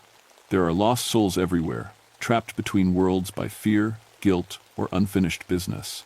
Most of them just need someone to listen, to understand, and to help them find the courage to let go. It's not the life I planned when I became a park ranger, but it's the life Eleanor gave me, and I'm grateful for it. After all, we're all haunted by something. The only question is whether we'll let our ghosts drag us down, or whether we'll help them find peace.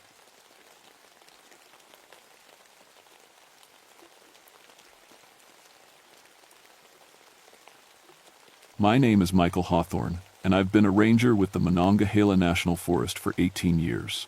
In that time, I've seen bears tear apart campsites, watched hikers die from hypothermia, and pulled drowning victims from rushing streams. I thought I understood the dangers lurking in these West Virginia mountains. I was wrong. June 1972 started like any other summer. I was stationed at Cranberry Glades, a place most people don't even know exists. It's a high-altitude bog, basically a swamp that shouldn't exist this far up in the mountains. 500 acres of soggy ground, strange plants, and water so clear you can see straight to the bottom. The Cherokee called it sacred. During the Civil War, it was used as a hospital. A lot of soldiers died there from disease. I loved it anyway. I'd spent 6 years working on my PhD in botany before joining the Park Service, and Cranberry Glades was like nowhere else in Appalachia. Rare orchids grew there that you couldn't find anywhere else for hundreds of miles. The cranberries gave the place its name, growing in thick mats across the peat. In winter, the bog froze solid. In summer, it stayed cool, usually around 70 degrees, even when the valleys below hit 90. That's why the heat wave bothered me. It was the third week of June, right around the summer solstice, and the temperature at the glades hit 95 degrees. That wasn't right. The bog's ecosystem depended on staying cool. I spent my mornings checking on the rare plants, making sure they weren't dying off. That's when I got the radio call about the research team. Dr. Sarah Chen from West Virginia University had brought 4 graduate students up to study a rare orchid species that only bloomed for 2 weeks in June. They'd been camping at the glades for 5 days. Standard procedure. I'd approved their permits myself, given them the safety talk, showed them where to set up their camp away from the fragile bog plants. "Michael, we need you at the Chen camp," dispatch said. They called in about animal attacks. I grabbed my medical kit and headed out. The walk to their campsite took 20 minutes, following the wooden boardwalk we'd built to keep people from sinking into the peat. The air smelled wrong, too sweet, like overripe fruit mixed with the usual smell of wet earth and cranberries. The first thing I noticed was the silence. Bogs are never quiet. There's always something: birds, frogs, insects buzzing. But as I got closer to the research camp, I couldn't hear anything except my own boots on the wooden planks. Then I saw the birds. A dozen of them, scattered across the boardwalk and floating in the shallow water. Warblers, wrens, even a small hawk. All dead. I knelt down to check one. No visible injuries, but when I turned it over, I saw 2 small puncture marks on its neck, right where the jugular would be. The blood was gone. The bird felt like a deflated balloon. "Hello?" I called out. "Dr. Chen?" No answer. I found the research camp in a small clearing about 50 yards from the boardwalk. 3 tents, a folding table covered in plant specimens and notebooks, camping chairs arranged around a cold fire pit. Everything looked normal, except for one thing. The plants were wrong. The orchids they'd been studying, small, delicate things with purple petals, had grown huge. Some were 3 feet tall, their stems thick as my thumb, petals the size of dinner plates, and they were moving. Not swaying in the wind, actually moving, turning toward me like they were watching. I pulled out my pH meter to test the water near the plants. The reading showed 2 impossibly acidic, like battery acid. I tested it again, thinking the meter was broken. Same reading. "Help." The voice came from the largest tent. I ran over and unzipped it. Dr. Chen was inside, lying on top of her sleeping bag. Her skin looked gray, her lips almost white. She tried to sit up, but couldn't. "What happened?" I asked, checking her pulse. It was weak, barely there. "Something, in the bog," she whispered. "It came at night. We couldn't see it clearly. It was like it wasn't really there." "Where are your students?" "The other tents. They're alive, but..." I checked the other tents. All 4 students were in the same condition, breathing, conscious, but barely. Their skin was cold to the touch. And when I lifted one student's eyelid to check his pupils, I saw the whites of his eyes were yellow. Every single one of them had the same 2 puncture marks on their neck. I radioed for medical evacuation and started treating the team for severe blood loss. It didn't make sense. The puncture wounds were tiny, no bigger than needle marks. You couldn't lose enough blood through holes that small to end up looking like this. While I waited for the helicopter, I walked the perimeter of their camp. That's when I found the tracks. They were pressed deep into the soft peat, each one about 10 inches long. 3 toes ending in what looked like claw marks. But the strangest thing was how they moved. The tracks walked in a straight line from the bog toward the camp, then back again. And they didn't sink the way they should have. The peat was soft enough that my boots went down 2 inches with each step. These tracks were only a 1/4 inch deep, like whatever made them weighed almost nothing. Or walked on top of the water. The helicopter arrived an hour later. The paramedics looked at the research team and immediately started IV fluids. "Severe anemia," one of them told me. "Like they've been bleeding for days, but there's barely any blood around the camp." "Can you tell what caused the puncture wounds?" He looked at Dr. Chen's neck through a magnifying glass. "Some kind of hollow needle, maybe, like a mosquito, but bigger. I've never seen anything like it." After they left, I stayed at the camp to collect evidence. The sun was starting to drop behind the mountains, and the temperature fell fast. By 6 o'clock, it was back down to 70 degrees. The giant orchids started shrinking, their petals curling up like they were going to sleep. I tested the bog water again. pH 6.5. Normal. Something was happening here that only showed up in the heat. I decided to spend the night. If there was an animal attacking people, I needed to see it, identify it, figure out how to keep other visitors safe. I set up my tent near the boardwalk, built a fire, and made coffee in my camping pot. The sun went down around 8:30. By 9, it was completely dark except for my fire and the beam of my flashlight. That's when the sounds started. At first, I thought it was just the bog settling. Peat bogs make all kinds of weird noises as the ground shifts and gases bubble up from the decomposing plants below. But these sounds were different, wet, like something large pushing through shallow water. I pointed my flashlight toward the bog. The beam reached about 50 feet, showing me cranberry plants and shallow pools of dark water. Nothing moving, but I could hear it getting closer. I put more wood on the fire, making it burn brighter. Whatever was out there, most animals don't like fire. They should stay away. The sound stopped. I sat there for an hour, listening. Nothing. Maybe I'd scared it off. Then I heard breathing. It was right behind my tent. I grabbed my flashlight and spun around. The beam caught something moving, a shape pulling back into the darkness. Tall, hunched, grayish-green. I only saw it for a second before it disappeared. But I saw enough. It was standing upright, like a person. I didn't sleep that night. I kept the fire going, kept my flashlight ready, and listened to the thing circle my camp. It never came close enough to see clearly, but I knew it was there. Watching, waiting. When the sun came up, I found more tracks. They circled my tent 3 times, never getting closer than 20 feet. The same 3-toed prints, barely sinking into the ground. I followed them into the bog. The tracks led me away from the boardwalk, into a part of the glades I'd never explored. The ground got softer, the water deeper. I had to test each step carefully to avoid sinking. The tracks kept going, moving across patches of open water like they were walking on solid ground. Then they just stopped. I was standing in the middle of a shallow pool, water up to my knees, looking at where the tracks ended.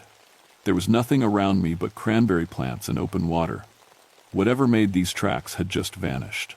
That's when I saw the feeding ground. It was a small island of solid ground about 30 yards away, covered in tall grass.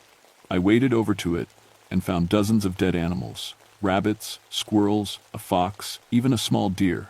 All of them had the same puncture marks on their necks. All of them drained dry, and they were arranged in a circle, heads pointing inward, like some kind of ritual. I'd seen a lot of strange things in nature, but this wasn't natural. Animals don't arrange their kills in patterns. They don't drain the blood and leave the meat behind. Something was hunting in Cranberry Glades, something that killed like a vampire. I radioed headquarters and told them to close Cranberry Glades to visitors. I didn't tell them why, just said there was a potentially dangerous animal in the area and I needed time to investigate. They trusted me enough not to ask too many questions. That gave me 3 days before they'd send someone to check on me. I spent the first day setting up cameras around the bog. Trail cameras that would take a picture whenever something moved past them. I put them on trees, on posts along the boardwalk, and on stakes I drove into the solid ground around the feeding area. On the second day, I went to the library in the nearest town and looked up everything I could find about Cranberry Glades. Most of it I already knew: the Cherokee history, the Civil War hospital, the unique ecosystem, but I found one article from 1923 that caught my attention. It was a newspaper story about a bog monster that had supposedly killed 2 hunters. The article called it superstition, blamed the deaths on a bear, and that was the end of it. But the description the surviving hunter gave matched what I'd seen: something that walked upright, had grayish-green skin, and could disappear into the bog like a ghost. The article said the Cherokee had a name for it. They called it the Bog Keeper, and they believed it protected the sacred places by feeding on anyone who disturbed them. On the third day, I checked my cameras. Every single one had been destroyed. Not knocked over, destroyed. Smashed into pieces, the film exposed to light, the metal parts bent and twisted. Whatever did this was smart enough to know what the cameras were for. And it was strong. I was examining the broken cameras when I heard screaming. It was coming from the north end of the glades, near the main parking area. I ran toward it, following the boardwalk, my boots pounding on the wood. The screaming stopped before I got there. I found a pickup truck in the parking lot. The driver's door was open, keys still in the ignition. A fishing rod leaned against the bumper. "Hello?" I called out. "Anyone here?" I followed boot prints from the truck onto the boardwalk. They led about 100 yards into the bog, then stopped at a broken section of railing. I looked down into the shallow water below. A man floated face down in the cranberry plants. I climbed down and pulled him out. He was still breathing, but his skin was gray and cold. 2 puncture marks on his neck. I dragged him back to the parking lot and radioed for help. While I waited, he started waking up. "What happened?" I asked. His eyes were unfocused, confused. "I was fishing. I heard something in the water. When I turned around, it was right there. I couldn't see it clearly, like it was part of the fog. It grabbed me, and then what? It bit me, but not with teeth. It felt like it was drinking me." The ambulance arrived 20 minutes later. As they loaded the man into it, I noticed something. The fog he mentioned, there wasn't any fog. It was a clear, hot day, 93 degrees. But when I looked back at the bog, I could see a patch of mist hanging over the water right where I'd found him. And it was moving. Against the wind, I walked back to the spot with my flashlight and my knife. The mist stayed ahead of me, drifting deeper into the bog. I followed it, stepping carefully on the wet ground. The mist led me to a part of the glades I'd never been to before. The water was deeper here, nearly up to my waist. The cranberry plants gave way to taller grasses and strange ferns I didn't recognize. The air smelled like copper and rotting meat. Then the mist disappeared. I stood there in the waist-deep water, turning in a slow circle with my flashlight. Nothing, just plants and dark water. Something touched my leg. I jumped back, splashing, pointing the flashlight down. I couldn't see anything in the murky water, but I felt it again, something sliding along my calf, smooth and cold. I started backing towards solid ground. The thing followed me, brushing against my legs, circling. I was 10 feet from the shore when I saw it. The water in front of me rippled. Something was rising up, breaking the surface. First, I saw the head narrow, reptilian, with huge eyes that reflected my flashlight like a cat's. Then the body tall and thin, covered in grayish-green skin that seemed to shift colors, matching the plants around it. Spines ran down its back, and its arms were long, ending in webbed hands with black claws. It stood there in the waist-deep water, at least 6 feet tall, staring at me. I couldn't move, couldn't breathe, couldn't think. Then it opened its mouth, and I saw the feeding tube, a long, needle-like appendage that unfolded from the back of its throat, dripping with something that looked like saliva. I ran. I made it back to the research station, a small cabin near the parking lot. I locked the door, pulled the curtains, and tried to catch my breath. My hands were shaking so hard I could barely hold the radio. "Dispatch, this is Hawthorne. I need backup at Cranberry Glades immediately." Static, then copy that. What's the situation? What could I tell them? That I'd seen a monster? That there was a 6-foot reptile man in the bog that drank people's blood? "Dangerous animal," I said. "Possible attack on visitors. Send armed rangers." "Roger. ETA 2 hours." 2 hours. I looked at my watch. It was 6:30. The sun would set by 8:30. I had 2 hours until dark, and then 2 more hours until help arrived. I wasn't going to make it. I spent the next hour going through the research station's supplies. Flares, a first aid kit, some old camping equipment. And in the back closet, I found something useful, containers of chemical supplies left over from water testing. Hydrochloric acid, sulfuric acid, various bases. The bog creature had reptilian skin. Reptiles have thin, permeable skin. Acid would burn it. I mixed the strongest acid solution I could make, poured it into empty water bottles, and made crude acid bombs. If the thing came after me, I'd have something to fight back with. The sun set. I lit a propane lantern and kept it burning bright in the middle of the cabin. I remembered the thing's camouflage, how it had matched the bog plants perfectly, making itself nearly invisible. But that camouflage would need time to adjust. If I kept the environment bright and changing, maybe I could see it coming. At 9 o'clock, I heard scratching on the roof. I grabbed one of my acid bottles and pointed my flashlight at the ceiling.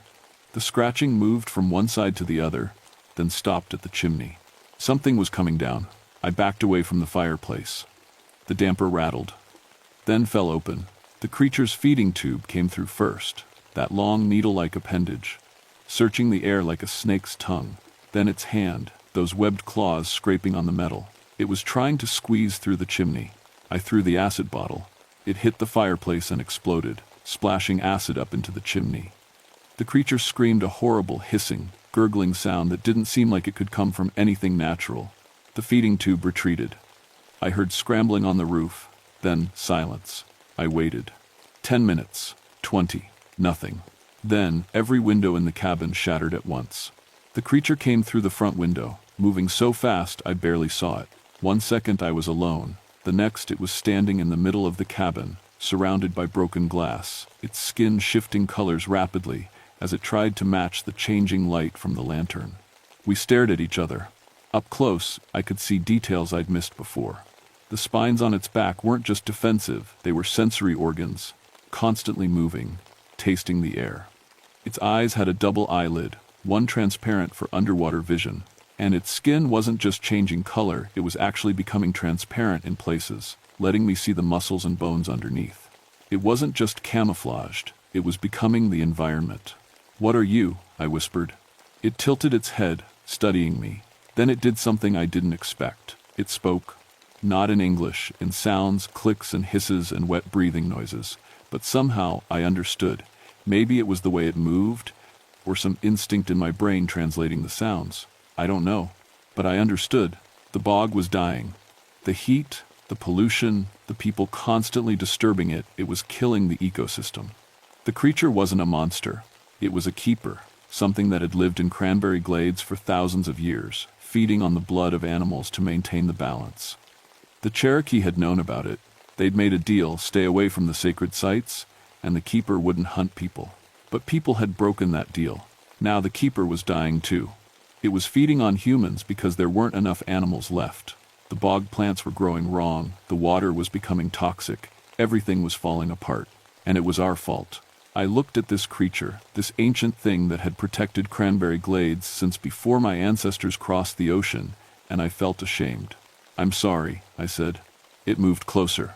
The feeding tube emerged from its mouth, dripping. I could smell it now, sweet and metallic, like rotten flowers and blood. I raised another acid bottle. "But I can't let you kill anyone else." The creature lunged. I threw the bottle. It hit the creature's chest and exploded. The acid burned through its camouflage skin, exposing the flesh underneath. The creature screamed and stumbled back, crashing into the wall. I ran for the door. The creature was faster. It caught me halfway. One clawed hand wrapping around my shoulder, spinning me around. The feeding tube shot toward my neck. I punched it with my other hand, the one holding the last acid bottle. The bottle broke against its face. Acid splashed across its eyes. It let go, thrashing, making that horrible gurgling scream. I ran outside into the darkness. Behind me, I heard the cabin wall exploding outward as the creature came after me. I made it to the parking lot. My truck was there, keys in the ignition, standard procedure for emergency vehicles. I jumped in and started the engine. The creature hit the truck like a freight train. The whole vehicle rocked sideways. I saw it in the rearview mirror, climbing onto the roof, its damaged face pressed against the back window, feeding tube scratching at the glass. I floored it. The truck shot forward, and the creature fell off, landing hard on the pavement. I didn't stop. I drove toward the main road, watching in the mirror as the creature stood up, turned, and walked back toward the bog. It didn't chase me. It just went home. The backup rangers found me 3 miles down the road, sitting in my truck, bleeding from where the creature's claws had torn through my shoulder. They took me to the hospital. The doctors said I'd lost a lot of blood, but not from the claw wounds. From the 2 small puncture marks on my neck that I hadn't even noticed. The research team recovered, mostly. Dr. Chen and her students all suffered from long-term anemia and strange memory problems. They couldn't remember exactly what had attacked them. Their brains had blocked it out. The fishermen I'd pulled from the bog didn't remember anything at all. The Park Service launched an investigation. They searched cranberry glades for 3 weeks, looking for whatever had attacked us. They found the dead animals, the strange tracks, the destroyed cameras. But they never found the creature. They blamed it on a rare blood-borne pathogen in the bog water. Some kind of bacteria that caused hallucinations and severe anemia. They closed Cranberry Glades to the public indefinitely, pending environmental cleanup. I never told them the truth. Who would believe me? But I went back. 3 months later, after I'd healed, after the Park Service had stopped watching me so closely, I went back to Cranberry Glades alone, at night, and I walked into the bog. I found the creature at the feeding ground, that small island where it had arranged all the dead animals in a circle. It was dying. Its skin had lost the ability to change colors. It was just a dull gray now. Its eyes were cloudy. The spines on its back hung limp. The bog was killing it, and the bog was dying too. The rare orchids were gone. The cranberries were turning brown. The water smelled like chemicals. "I'm sorry," I said again. "I don't know how to fix this." The creature looked at me. It didn't try to attack. It just looked, like it was saying goodbye. I visit Cranberry Glades once a month now. It's still closed to the public, which makes it easier. I test the water, check the plants, document the damage. The Park Service thinks I'm obsessed, that the attack gave me PTSD, and I'm trying to cope by monitoring the place that hurt me. They're wrong. I'm watching, waiting, because sometimes, on hot nights in June, I see movement in the fog. I see three-toed tracks that don't sink into the peat. I hear that wet breathing sound in the darkness. The keeper isn't dead. It's hiding, surviving, adapting to a bog that's being poisoned by progress. And someday, when Cranberry Glades gets sick enough, when there aren't enough animals left to feed it, it's going to start hunting people again. And next time, there might be more than one. I know this because last month, I found something new at the feeding ground. Not dead animals arranged in a circle, something else. Eggs. 3 of them, buried in the peat, each one the size of a football, covered in grayish-green scales that shift colors in the light. The keeper isn't just surviving, it's making more.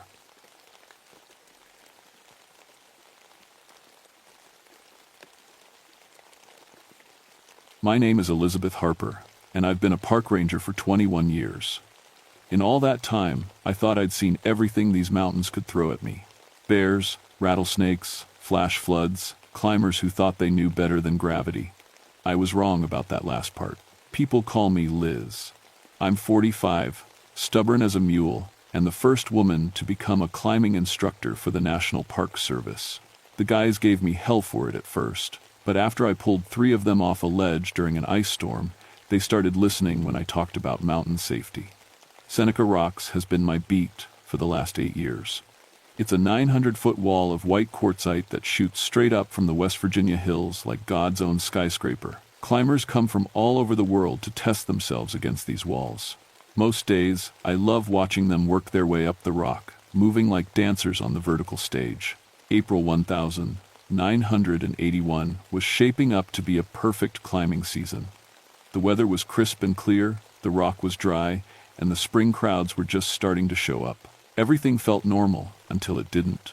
The first sign something was wrong came from the birds, or rather, the lack of them. I was doing my morning patrol on April 15th when I noticed the silence. Seneca Rocks sits in the middle of prime eagle territory.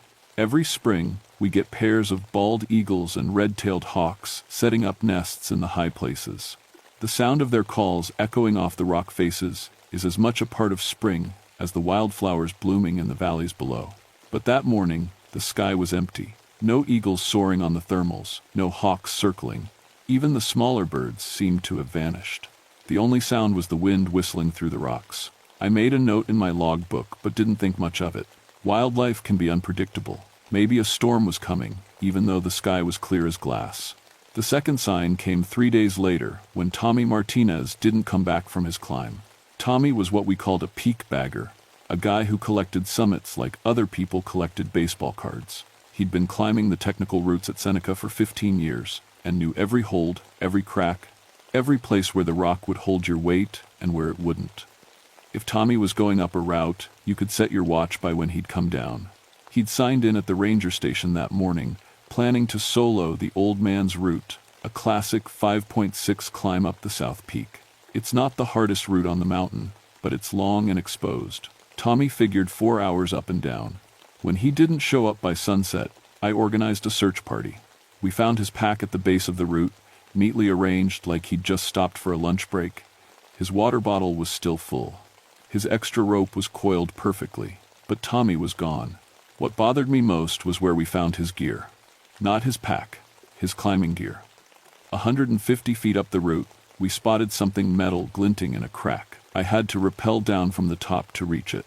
It was Tommy's protection, a hex nut wedged deep into a crack in the rock. But here's the thing. The crack was barely an inch wide.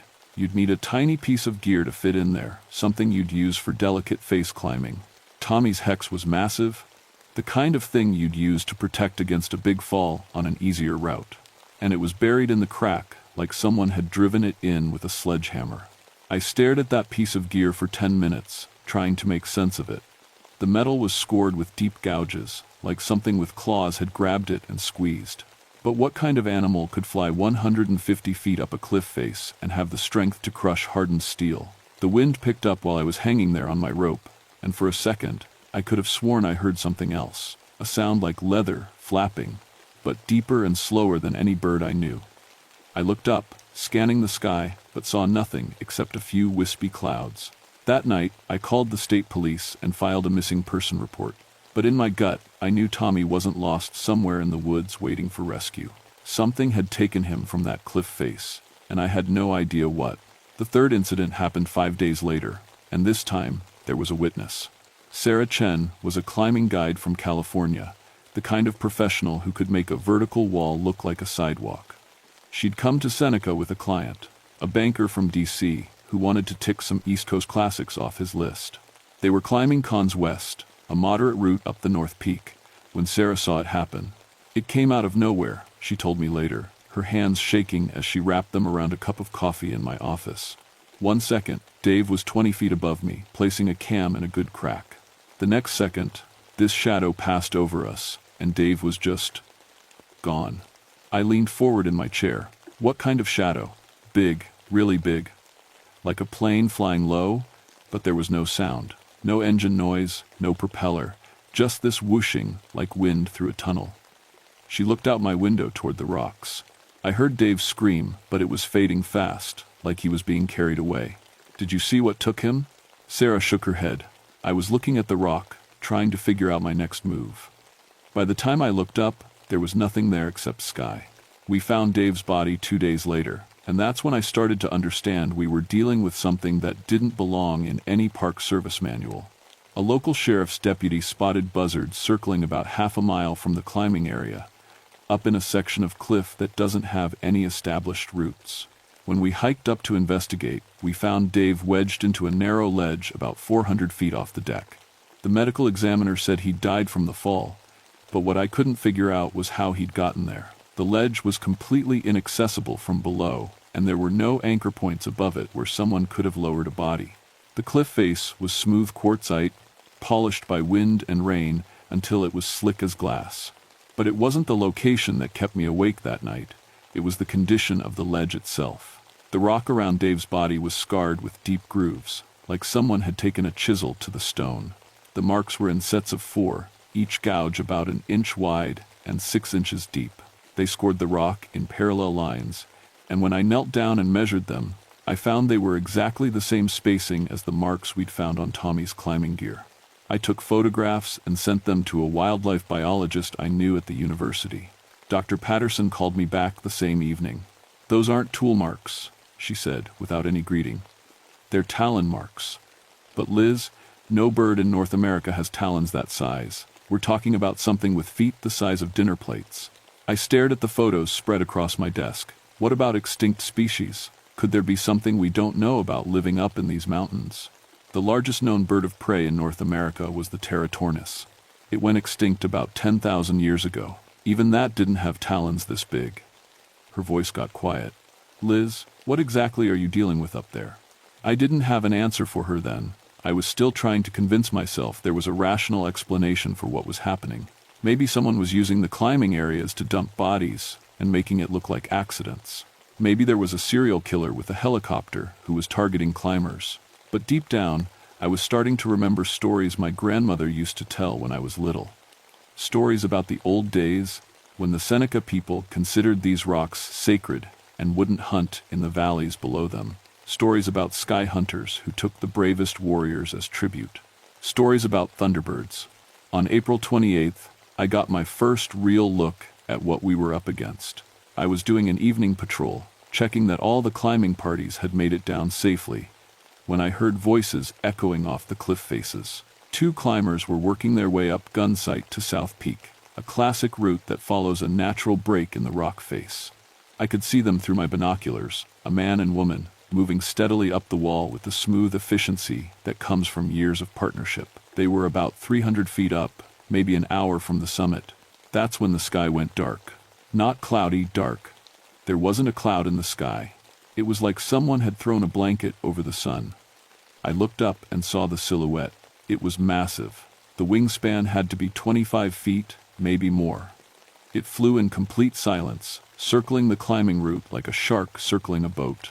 From my position at the base of the cliff, I could just make out the details. Bronze-colored feathers that seemed to shimmer in the dying light. A head the size of a beer keg, with a curved beak that could probably bite through a car tire. And eyes. Even from 400 feet away, I could see those eyes tracking the climbers as they moved up the rock. I grabbed my radio and tried to call the climbers, but all I got was static. The thing in the sky was interfering with the signal somehow. I watched in helpless horror as the bird folded its wings and dove. The woman saw it coming first. I heard her scream echo off the rocks, a sound that will haunt me for the rest of my life. She tried to duck against the cliff face, but there was nowhere to go. The bird's talons closed around her like she was a mouse, and then they were both airborne. The man was shouting her name, but his voice was already fading as the bird carried her away toward the higher peaks. Within seconds, they had disappeared into the gathering dusk. I stood at the base of that cliff for an hour, waiting to see if the bird would come back for the man. It never did. When rescue arrived, we brought him down, but he was in shock and couldn't tell us much more than I'd already seen. The woman's name was Jennifer Walsh. She was 32 years old, a nurse from Pittsburgh who climbed on weekends to stay sane. She had a husband and 2 kids waiting for her at home. We never found her body. That night, I sat in my office with the door locked and all the lights on, trying to figure out what to do next. I had 3 dead climbers, 1 missing, and a creature the size of a small airplane hunting in my park. The logical thing to do was call my supervisor and let someone else handle it. But those weren't just statistics in my incident reports. They were people who had trusted the mountains to give them a fair fight, and I was the one responsible for keeping them safe.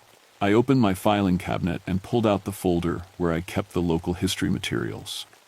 Old newspaper clippings, archaeological reports, Native American folklore. Somewhere in all that paper, I hoped to find an answer. What I found instead was a warning that was almost 200 years too late. The warning came from a letter written in 1847 by a surveyor named William Decker. He'd been hired by the state to map the mountainous regions of what would later become West Virginia, and his job had brought him to Seneca Rocks. The letter was addressed to his supervisor in Charleston, and I found a copy of it in the Historical Society files. Most of it was boring technical stuff about property boundaries and mineral rights, but one paragraph made my blood run cold. Asterisk, I must report that the local Seneca refused to guide us near the White Rocks, claiming the sky hunters nest there. When pressed for details, the chief spoke of great birds that steal away the bravest warriors, carrying them to nests in impossible places. He showed me markings on trees near the formation, claw marks too large for any known bird.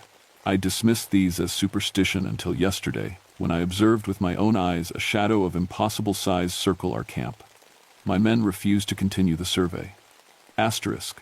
The letter was dated 3 weeks before Decker's disappearance. His body was found 2 months later on a ledge high up on the North Peak, in a location that should have been impossible to reach. I photocopied the letter and put it in my desk drawer next to my service revolver. Then I started making phone calls. Dr. Patterson connected me with a colleague at the Smithsonian who specialized in extinct American birds. Professor Martinez had studied Teratornis fossils and knew more about giant birds than anyone alive. The largest flying bird ever discovered in North America had a wingspan of about 12 feet, he told me over a crackling long-distance connection. That was the Argentavis, and it lived in South America, not here. What you're describing is 3 times that size. But is it possible? I pressed. Could something that large actually exist? There was a long pause. From a purely theoretical standpoint, a bird that size would face enormous challenges. The square cube law means that as you scale up an animal, its weight increases much faster than its wing area. A 25-foot wingspan bird would need hollow bones and an incredibly efficient respiratory system just to get off the ground. So it's impossible? I didn't say that.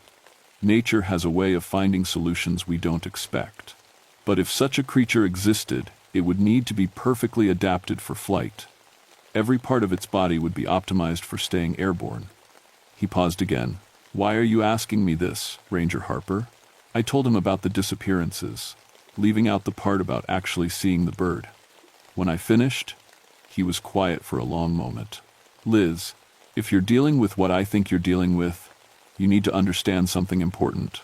A predator that size wouldn't hunt randomly. It would be intelligent, patient, and selective. It would study its prey before striking. What do you mean? Think about how eagles hunt. They don't just grab whatever's available. They watch. They learn patterns. They wait for the right moment. A bird the size you're describing would be even more calculating. It would want prey that was worth the energy expenditure. That conversation changed how I looked at the whole situation. The bird wasn't just picking off random climbers. It was choosing them. Tommy Martinez, 15 years of climbing experience, known for attempting difficult routes solo. Dave the banker had hired a guide specifically to climb challenging routes above his normal ability level. Jennifer Walsh, an experienced nurse who climbed technical routes on weekends. They weren't victims of opportunity. They were trophies. I spent the next day going through every climbing registry from the past month, looking for patterns. What I found made my hands shake. Every missing climber had signed up for routes rated 5.6 or higher, technical climbs that required skill and experience. The bird was taking the good climbers and leaving the beginners alone. But why? The answer came to me on May 3rd, when I was doing a sunrise patrol and found something that shouldn't have existed. High up on the North Peak, in a section of cliff that was supposed to be unclimbable, I spotted something reflecting the morning light. I borrowed a powerful telescope from the visitor center and set it up in the parking lot. What I saw through that lens nearly made me drop the equipment. It was a nest. Not a normal bird's nest made of sticks and grass, but something that looked like it had been built by an engineer. The structure was wedged into a crack in the cliff face that was barely wide enough for a person to squeeze through. It was made of branches, but also of something else. Climbing gear. Ropes, carabiners, harnesses, helmets, all woven together into a massive platform that had to be 20 feet across. And scattered throughout the construction were white objects that I tried very hard not to identify. But I knew what they were. I'd seen enough climbing accidents to recognize human bones when I saw them. The nest was positioned in a spot that was invisible from below and impossible to reach from above. The only way to get there would be to fly. I was still staring through the telescope when I saw movement in the nest. Something large and bronze-colored shifted in the shadows, and then a head the size of a basketball appeared at the edge of the platform. The bird was looking right at me. Even through the telescope, even from half a mile away, I could feel those eyes studying me. They were intelligent eyes, calculating and patient. The head tilted slightly, like the bird was trying to figure out what I was and whether I was worth its attention. Then it spread its wings. I've never seen anything so beautiful and terrifying at the same time. The wingspan was enormous, each feather clearly defined and gleaming like polished bronze in the morning light. When the bird launched itself from the nest, it moved with a grace that seemed impossible for something so large. It circled once, gaining altitude, and then began flying directly toward my position. I grabbed the telescope and ran for my truck, but I wasn't fast enough. The shadow passed over me when I was halfway across the parking lot, and the downdraft from those massive wings nearly knocked me flat. I dove behind my vehicle and looked up in time to see the bird circling overhead, studying me with the same cold intelligence I'd seen through the telescope. It made 3 slow circles, each one lower than the last, before suddenly folding its wings and diving straight down. I thought it was going to grab me right there in the parking lot, but at the last second, it pulled up and landed on the roof of the visitor center. The building shook under its weight, and I heard the metal groaning as its talons punched through the roofing material. For 30 seconds, we stared at each other across 50 feet of empty space. The bird's head was massive, with a curved beak that looked like it could tear through steel. But it was the eyes that got to me. Dark, intelligent, and completely without fear. Then it spread its wings again and took off, heading back toward the high peaks. But before it disappeared, it did something that made my blood freeze. It screamed.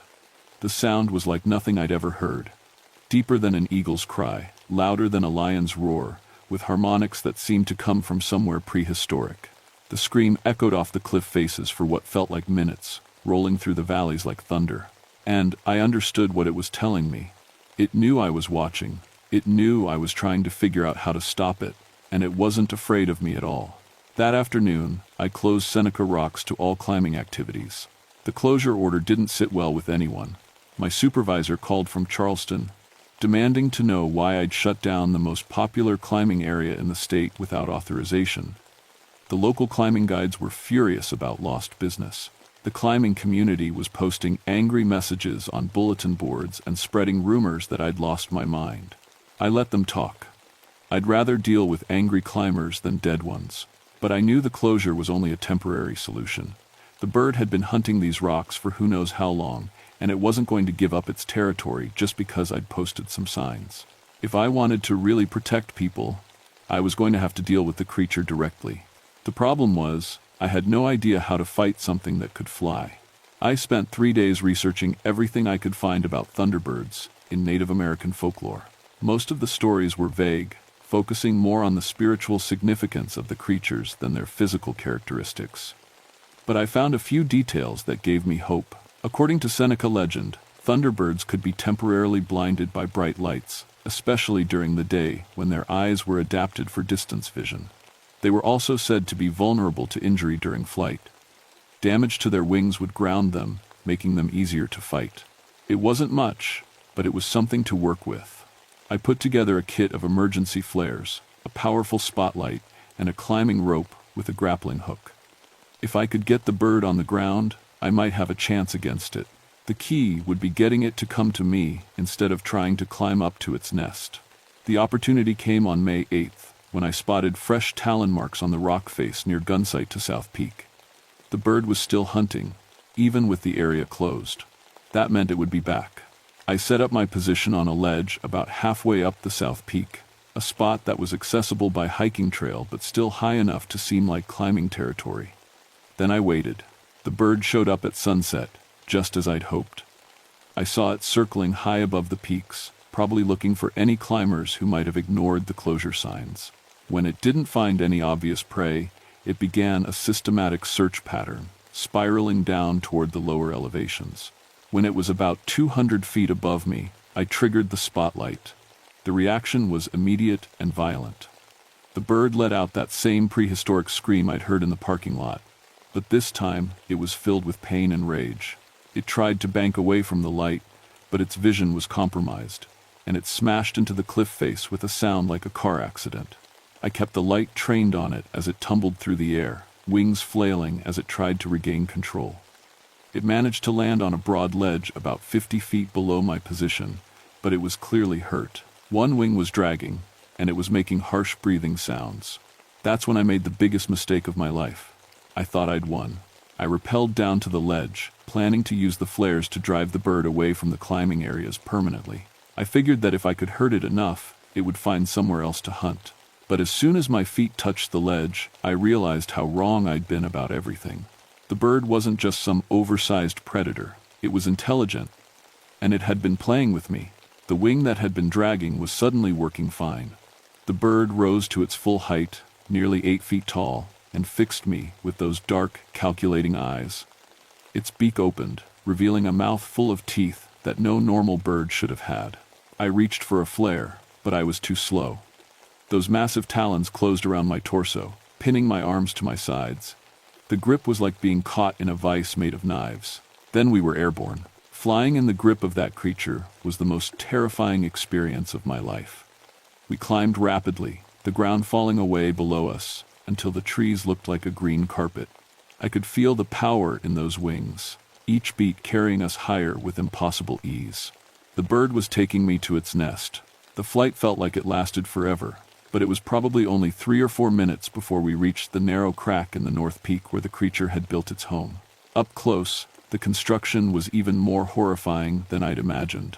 The nest was anchored in the crack by dozens of climbing ropes, all of them stained dark with old blood. The platform itself was a nightmare collage of human gear and human bones. I could see skulls wedged between coils of rope, femurs used as structural supports, rib cages that had been picked clean and arranged like macabre decorations. The bird dropped me onto the platform and landed beside me, folding its wings with a sound like canvas snapping in the wind. This close, I could see details that made my stomach churn. The bronze feathers were actually metallic, with a surface that seemed to shift and change color depending on the angle of the light. The talons were like curved daggers, each one as long as my forearm, but it was the intelligence in those eyes that scared me most. This wasn't just a predator, it was a collector, and I was about to become part of its collection. The bird studied me for a moment, head tilted in that predatory way that raptors have. Then it reached out with one massive foot and began tearing at my climbing gear, stripping away my harness and helmet with surgical precision. I understood what was happening. It was preparing me for the nest, arranging me like all the other trophies it had collected over the years. That's when I remembered the flare gun clipped to my belt. The bird was focused on my gear, using its beak to cut through the nylon straps of my harness. I managed to work my right hand free and grabbed the flare gun, bringing it up in one smooth motion. The flare hit the bird's center mass, and the reaction was immediate. The creature let out a scream that nearly burst my eardrums and stumbled backward, wings spread for balance. The magnesium fire clung to its feathers, and I could smell burning protein mixed with something metallic. I rolled away from the bird and grabbed a length of climbing rope from the nest's construction. The creature was thrashing around, trying to extinguish the fire, and in its pain and rage, it had moved too close to the edge of the platform. I wrapped the rope around my hands and charged. The impact sent both of us tumbling off the nest and into open air. For a heart-stopping moment, we were both falling, the ground rushing up to meet us at terminal velocity. But the bird's survival instincts kicked in. Despite the pain from the flare, it managed to spread its wings and arrest our fall. We were still descending fast, but now it was a controlled descent instead of a death plunge. The landing was rough. We hit a steep slope covered in loose rock, and both of us went tumbling down the mountainside in a chaos of wings, talons, and cursing. I managed to roll free when we finally stopped, but my left shoulder felt like it was on fire, and I could taste blood in my mouth. The bird was hurt worse than I was. The crash landing had damaged its left wing, and it was having trouble getting back on its feet. But it was still dangerous. Probably more dangerous now that it was wounded and angry. I pulled out my last 2 flares and waited for it to charge. The final battle was fought on a narrow ledge about 300 feet up the North Peak. The bird came at me with its talons extended, moving with surprising speed despite its injured wing. I dodged to the side and triggered a flare, but this time the bird was ready for it. It knocked the flare out of my hand with one wing, and the projectile went spinning off into the valley below. We circled each other on the narrow ledge like gunfighters in a Western movie. The bird was bleeding from several wounds, and I could see that the fire from the first flare had damaged some of its flight feathers. But those eyes were still sharp, still calculating. It feinted left, then came in low, trying to grab me with its talons. I jumped backward and nearly went off the ledge, but managed to catch myself at the last second. The bird pressed its advantage, snapping at me with that massive beak. That's when I remembered the ice axe on my belt. As the bird lunged forward, I brought the axe up in a short, vicious arc. The pick caught the creature in the throat, and suddenly there was blood everywhere. The bird stumbled backward, making horrible choking sounds. I thought I'd killed it, but the wound wasn't deep enough. The bird shook its head, spraying blood across the rock face, and came at me again. This time I was ready. I had my last flare in one hand and the ice axe in the other. When the bird charged, I triggered the flare directly into its face while bringing the axe down on its skull. The creature collapsed, twitched once, and was still. I sat on that ledge for an hour, bleeding and shaking, before I finally worked up the courage to check if it was really dead. But when I approached the body, something impossible happened. The wounds were healing. I watched in fascination and horror as the gash in the creature's throat slowly closed, the edges of the wound knitting together like time-lapse footage of healing skin. Even the damaged feathers seemed to be regenerating. The bird's eyes snapped open. This time I didn't hesitate. I put the ice axe through its skull with every ounce of strength I had left, driving the pick deep into the brain case. The creature convulsed once and went limp, and stayed that way. But I wasn't taking any chances. I used my climbing rope to tie the body to a boulder, and then I rappelled down to the valley floor as fast as I could manage with a dislocated shoulder and 3 cracked ribs. By the time I reached my truck, it was nearly midnight, and I was hypothermic from blood loss and shock. I drove myself to the hospital in Elkins and told them I'd fallen while doing a technical rescue. I never told anyone the truth about what happened on that ledge. I reopened Seneca Rocks 2 weeks later, after I was sure the bird was really dead. The climbing community welcomed the news, though some people grumbled about the mysterious closure and the lack of explanation for what had caused it. I filed my reports carefully, documenting the missing climbers as deaths due to climbing accidents in remote areas. The bodies that were never found were listed as lost in inaccessible terrain, which was technically true. For 3 months, everything was normal. Climbers came and went, the weather was perfect, and no one disappeared. I started to think that maybe I'd solved the problem. Then, on August 15th, I was doing a late patrol when I heard something that made my blood freeze. A scream echoing off the cliff faces. Deep, prehistoric, and unmistakably familiar. I looked up and saw a shadow circling the peaks, wings spread wide against the star-filled sky. It was smaller than the first bird, and its flight pattern was different, more cautious, less confident. But the silhouette was unmistakable. The Thunderbird was back. Or rather, a new one had moved into the territory. I sat in my truck in the empty parking lot, watching the creature patrol the high peaks, and I understood something that chilled me to the bone. The bird I'd killed hadn't been a unique creature. It had been part of a species, a population that had been living in these mountains for who knows how long. And now that the alpha predator was gone, a new one was establishing territory. The next morning, I found fresh talon marks on the cliff face near Cahn's West. The new bird was already claiming the hunting grounds. But there was a difference. This bird was more careful than its predecessor. It watched from a distance, learning patterns, studying potential prey with the patience of something that had learned from another's mistakes. It knew that humans could fight back now. Over the next few weeks, I developed a new protocol for managing the situation. I installed high-powered spotlights at key climbing areas, and I started carrying flares on every patrol. I also put together a survival kit for serious climbers, emergency lights, signal mirrors, and instructions on what to do if they encountered something impossible. I never told them what they might encounter, but I made sure they had tools to deal with it. The new bird took its first climber in September, a hotshot from Colorado who was attempting a solo ascent of a route called Yay Gods. We found his gear scattered across impossible ledges, and his body was never recovered. But this time, I was ready. I tracked the bird's hunting patterns and figured out its preferred times and locations. When it struck, I was waiting with spotlights and flares. The confrontation was brief but violent. The bird retreated to the high peaks, wounded but alive. It didn't hunt in the main climbing areas again. That was 4 years ago.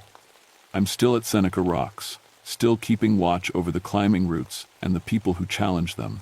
The bird is still up there somewhere, and every few months I see it circling the distant peaks. We have an understanding now. That creature and I. It stays in the remote areas where only the most experienced climbers venture. And I make sure those climbers are prepared for more than just difficult rock. Sometimes I think about retiring, finding a nice desk job somewhere far from the mountains. But who would take over? Who else would know what to watch for?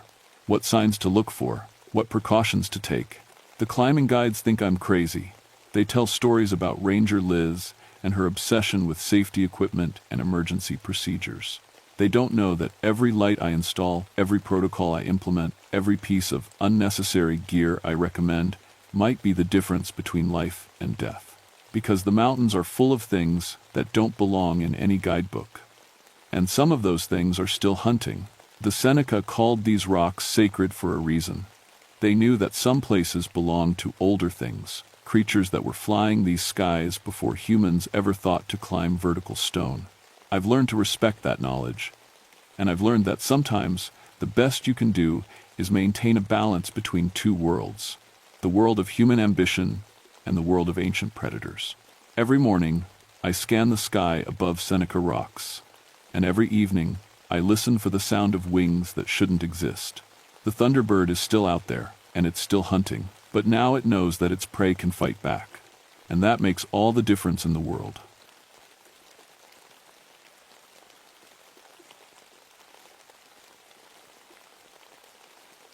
My name is Daniel Mackenzie, and I've been a park ranger for 20 years. I've seen things in these mountains that would make most folks pack up and move to the city. But what happened in Copper Creek Valley during the winter of 1967 still wakes me up at night, 30 years later. I was 47 then, stationed in the George Washington National Forest in West Virginia. The locals called me Mac, and I knew every trail, every cabin, every family living in those remote hollows. After 2 tours in Vietnam, I thought I'd seen the worst that life could throw at me. I was wrong. November came early that year, and it came hard. By the 3rd week, we already had 4 feet of snow on the ground and temperatures hitting 20 below zero. The Weather Service called it a 100-year storm. Radio contact went dead first, then the phone lines. The mountain communities were cut off from the world. That's when I got worried about the Hutchinson family. The Hutchinsons lived about 50 miles from the nearest road, deep in Copper Creek Valley. Old Henry Hutchinson had built his cabin there in the 1942nd, raising 6 kids with his wife Martha. They were good people, quiet, kept to themselves, but always friendly when they came to town for supplies. Henry was a big man with gentle eyes who could fix anything with his hands. Martha made the best apple butter in 3 counties. The problem was, nobody had seen them since August. They always come down for winter supplies by October, said Bill Henderson, who ran the general store in town. Henry knows these mountains better than anybody. He wouldn't get caught unprepared. I tried to tell myself they were fine. Maybe they'd stocked up early. Maybe they were just waiting out the storm like smart mountain folks do. But something in my gut kept nagging at me. In 20 years of ranger work, you learn to trust that feeling. On November 24th, I fired up my snowmobile and headed into the backcountry. The machine was a 1965 Ski-Doo, tough as nails but temperamental in the cold. I packed extra fuel, emergency rations, my hunting rifle, and enough gear to last 3 days if something went wrong. The ride up the valley was like traveling through a white hell. Snow fell so thick I could barely see 10 feet ahead. The wind howled through the trees like something alive and angry. Twice, my snowmobile died for no reason, the engine just cutting out like someone had flipped a switch. Each time, it started back up after a few minutes, but it left me feeling uneasy. The old mining road that led to the Hutchinson place was completely buried. I had to follow the creek bed, using the bare patches under rock overhangs to check my compass. But the strangest thing was how the compass kept acting up. No matter which direction I faced, the needle kept swinging toward where I thought the cabin should be. About 2 miles from the homestead, I noticed something that made my skin crawl. There were no animal tracks in the snow, none at all. In 20 years of winter patrols, I'd never seen country so empty of life. No deer trails, no rabbit tracks, not even bird marks. It was like every living thing had fled the valley. The silence was wrong too. In a normal winter storm, you hear the wind, the creaking of trees heavy with snow, maybe the call of a winter bird. But here, the only sound was my snowmobile engine and the crunch of snow under my skis. Even when I stopped the engine, the silence felt thick and heavy, like something pressing down on my chest. I found the Hutchinson cabin just before sunset. From a distance, it looked normal enough, smoke rising from the chimney, snow piled high against the walls. But as I got closer, details started jumping out at me that didn't make sense. All the windows were boarded up from the inside. Not storm shutters, these were rough boards nailed over the glass. I could see the nail heads poking through from my side. The front door was barred shut the same way. But smoke was definitely coming from the chimney. I called out, "Henry, Martha, it's Ranger Mackenzie." My voice echoed off the mountains and died away. No answer came from inside the cabin. I walked around the building, looking for another way in. That's when I found the woodpile. Mixed in with the split logs were what looked like large animal bones. But as I got closer, I realized they weren't from any animal I knew. They were too long, too straight. And they had gnaw marks on them, deep gouges that looked almost like human teeth marks, but bigger, much bigger. I kicked through the woodpile with my boot, and my stomach turned over. These weren't animal bones at all. The curved piece I was looking at was clearly a human rib cage. The long, straight bones were leg bones, femurs that had been cracked open, the marrow sucked out. My mind tried to find normal explanations. Maybe the family dog had died, and Henry was burning the remains. Maybe they'd found some old Native American burial ground and were respectfully disposing of the bones. But even as I thought these things, I knew they were lies I was telling myself. I pulled out my service revolver and approached the front door again. The cabin was built solid, thick logs chinked with mud and moss. Henry had built it to last through hard mountain winters. But looking at those boards nailed over the door from the inside, I started to wonder who they were meant to keep out, or what they were meant to keep in. I found a loose board near the back of the cabin and pried it away from a window with my knife. The glass underneath was cracked, but I could see into the main room. What I saw made me wish I hadn't looked. The Hutchinson family was there, all right. All 6 of them, sitting in a circle around the fireplace. They weren't moving, they weren't talking, and they'd been dead for a long time, but they hadn't died from the cold. Henry sat in his rocking chair, his huge frame slumped forward. His left arm was missing from the elbow down. Martha was on the floor beside him, her winter dress torn open.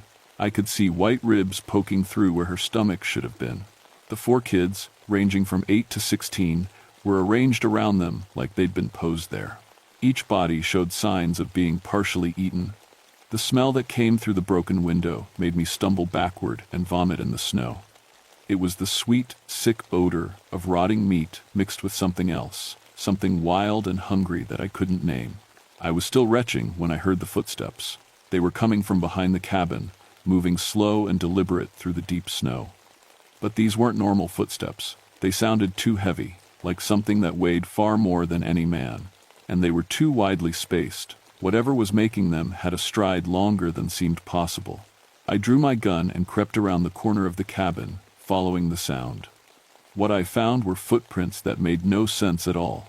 They started out looking human, size 12 boots, like Henry might have worn.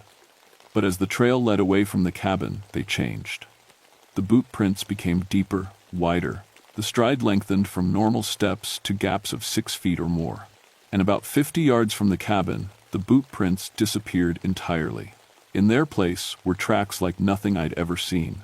They looked almost human, but the feet were enormous, at least 18 inches long and half as wide. Instead of 5 toes, there were 4, each ending in what looked like claw marks in the snow. The stride between prints was 8 feet or more. Whatever had made these tracks was walking upright through 4-foot snowdrifts like they were nothing more than grass. I followed the trail for about 100 yards, my gun drawn and my heart hammering. The tracks led straight up the mountainside, through terrain so steep and rocky that even an experienced climber would have trouble in good weather. But these prints showed no signs of slipping or struggling. Whatever made them had just walked up the mountain like it was flat ground. The trail ended at a rock face about 30 feet high. There were scratch marks in the stone, deep gouges that looked fresh. And there, about 20 feet up the cliff, was a dark opening in the rocks that I'd never noticed before. A cave. Something was living up there. Something that had come down to the Hutchinson cabin and done things that my mind didn't want to accept. I looked back toward the cabin, and that's when I saw it. Just for a second, silhouetted against the window I'd looked through earlier, was a shape that was almost human, but not quite right. It was tall, maybe 7 feet, and thin in a way that hurt to look at. Its arms hung down past its knees, and its head was too large for its body. But what froze my blood was that it was watching me. I blinked, and it was gone. My snowmobile wouldn't start. I pulled the cord 20 times, checked the fuel, cleaned the spark plug, nothing. The engine was completely dead. The sun was setting, and the temperature was dropping fast. I was 50 miles from the nearest help, and something was in those mountains with me. Something that had killed an entire family and left their bodies arranged like a sick joke. I had 2 choices: spend the night in the cabin with the corpses, or try to make it back to town on foot through a blizzard. Neither option seemed likely to keep me alive until morning. That's when the howling started. The sound came from somewhere up the mountain, a long, mournful wail that was almost human, but not quite. It rose and fell like a siren, echoing off the rocks until it seemed to come from everywhere at once. Then it stopped, and the silence that followed was somehow worse than the noise. I tried the snowmobile again, still nothing. The metal was so cold it burned my fingers even through my gloves. Night was coming fast, and the temperature was dropping toward 30 below. I had maybe an hour before hypothermia became a real problem. The cabin was my only option. I pried more boards away from the back window and climbed inside, trying not to look at the bodies. The smell was overwhelming. Death and decay and that wild, hungry odor that seemed to cling to everything. I pulled my scarf over my nose and mouth, but it didn't help much. The fireplace was still burning, which explained the smoke I'd seen. Someone had been feeding it recently. The thought that one of the Hutchinsons might still be alive crossed my mind, but one look at the bodies told me that was impossible. They'd been dead for weeks, maybe months. So, who was tending the fire? I found Henry's journal on the mantelpiece, its leather cover stained with something dark that I didn't want to identify. The last entry was dated September 15th, more than 2 months ago. His handwriting, usually neat and careful, became increasingly shaky as I read. Asterisk September 3rd. Early snow today, maybe 2 inches. Martha says it's too early, but I've seen early winters before. Better safe than sorry. Asterisk. Asterisk September 8th. Snow keeps coming, already knee-deep and no sign of stopping. Radio went out yesterday, can't get through to town. Asterisk. Asterisk September 12th. Food running low. Tried to hunt, but there's nothing out there. No deer, no rabbits, nothing. Like all the animals just vanished. Kids are getting scared. Martha won't stop crying. Asterisk. Asterisk September 15th. Found tracks around the cabin this morning. Not from any animal I know. They're huge, and they go right up to the windows. Something was watching us sleep. I can feel it out there, waiting. So hungry. Always so hungry. Asterisk.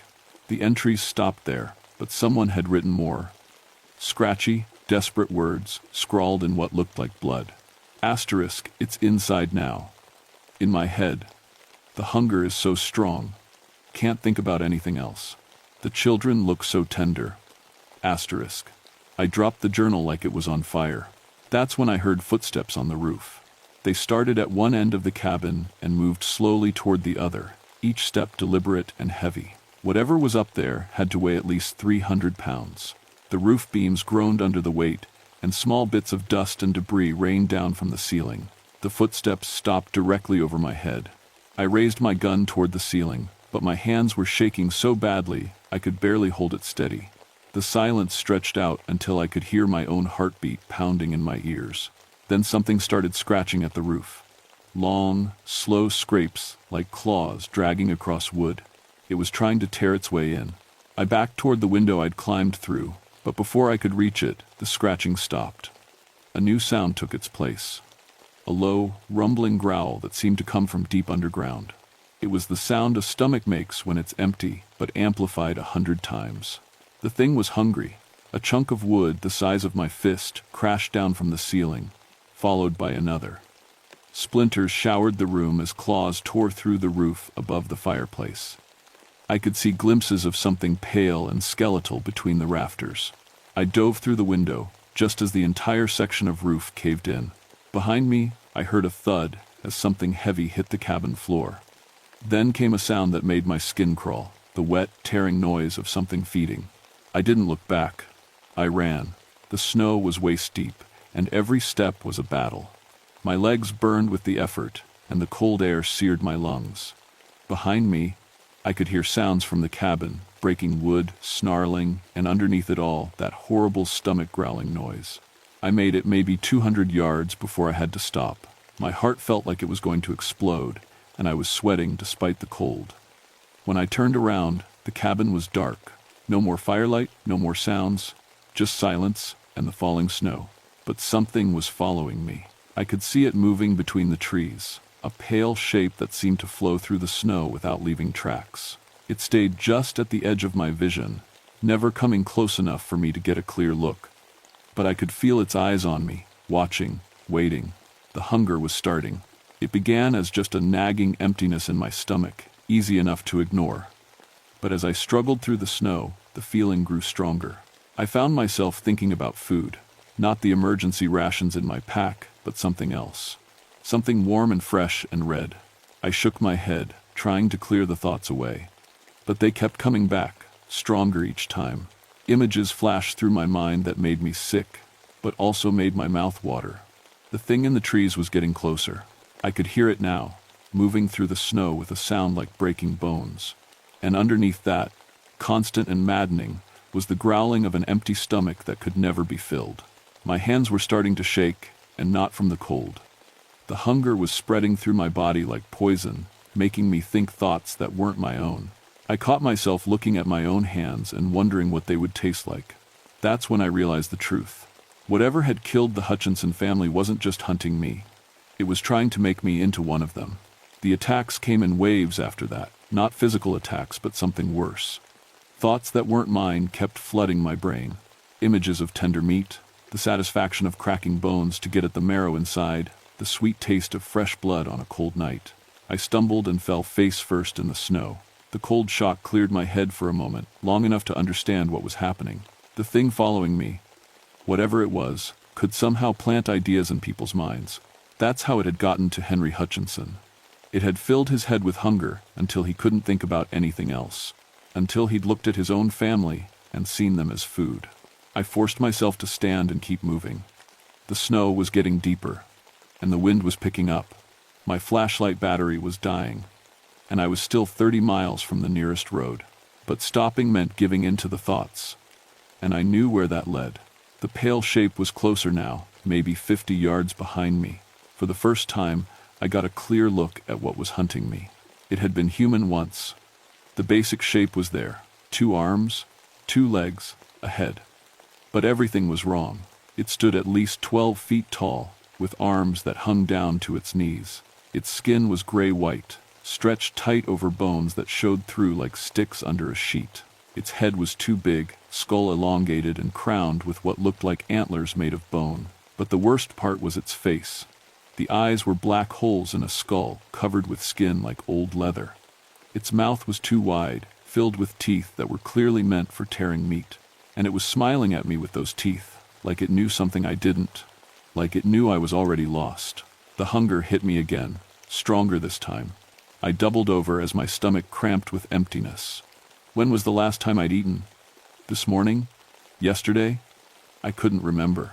All I could think about was food, and the only living thing in these mountains was me. I bit down on my tongue hard enough to draw blood. The pain broke through the hunger thoughts, at least for a moment. I had to focus on something else, anything else. I started reciting the Lord's Prayer, something my Scottish grandmother had taught me as a child. Our Father, who art in heaven, hallowed be thy name. The creature stopped moving.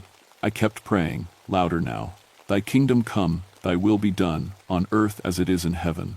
The thing let out a shriek that sounded like a mountain cat and something else mixed together. It took a step back, those black eyes fixed on me with what looked like rage. Prayer. Of course. My grandmother had told me stories about the Wendigo when I was young. Cannibalistic spirits from Native American legend that could possess people during harsh winters. She'd said prayer was the only thing that could hold them back. I'd always thought they were just stories. Give us this day our daily bread, I continued, backing away through the snow. The Wendigo, because that's what it was, no point denying it now, followed but kept its distance. Every word seemed to cause it pain, but I couldn't pray forever. My voice was already getting hoarse from the cold, and the hunger thoughts were fighting back stronger with each word. It was like trying to hold back an avalanche with my bare hands. The creature seemed to know this. It started circling me, staying just out of range but never taking those black eyes off me, waiting for my voice to give out or my faith to crack. I stumbled backward and felt something hard against my spine. A tree, a big pine tree with low branches heavy with snow. An idea started forming in my mind, probably a stupid idea, but the only one I had. I reached into my pack and pulled out the emergency flare I always carried on winter patrols. The Wendigo saw the movement and came closer, thinking I was weakening. I was weakening. The hunger was so strong now that I could barely think straight. My hands were shaking as I pulled the cap off the flare. "And forgive us our debts," I whispered, my voice nearly gone. "As we forgive our debtors." The Wendigo crouched down, getting ready to charge. Those long arms could cover the distance between us in one leap. I struck the flare. Red fire exploded between us, bright as the sun. The Wendigo screamed and stumbled backward, its gray skin smoking where the light touched it. I held the flare up like a torch, and the creature retreated further. Fire. The old stories said Wendigos feared fire, but a flare only burns for 15 minutes. I grabbed handfuls of the dry pine needles from the lower branches and held them to the flare until they caught. Then I touched the burning needles to the tree itself. The pine was heavy with sap and caught fire like it had been soaked in gasoline. Within seconds, the entire tree was blazing. The Wendigo backed away, shrieking and covering its eyes. But I wasn't done. I ran to the next tree and set it ablaze, then the next one. Soon I had a wall of fire between myself and the creature. But walls work both ways. I was trapped just as much as it was. The Wendigo began to change. As I watched in horror, it seemed to grow even taller. The antlers on its head lengthened and branched out like a real deer's rack. Its skin became more translucent, showing the black veins underneath, and its mouth opened wider, revealing rows of teeth like a shark's. This was its true form. It threw back its head and howled. Not the almost human sound from before, but something that belonged to winter itself.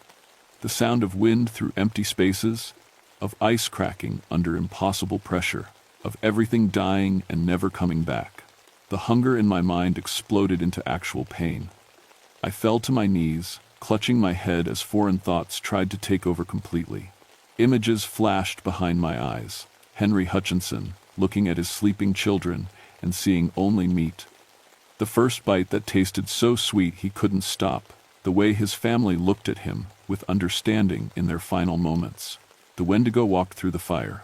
The flames didn't burn it, just made its skin glow like old bone.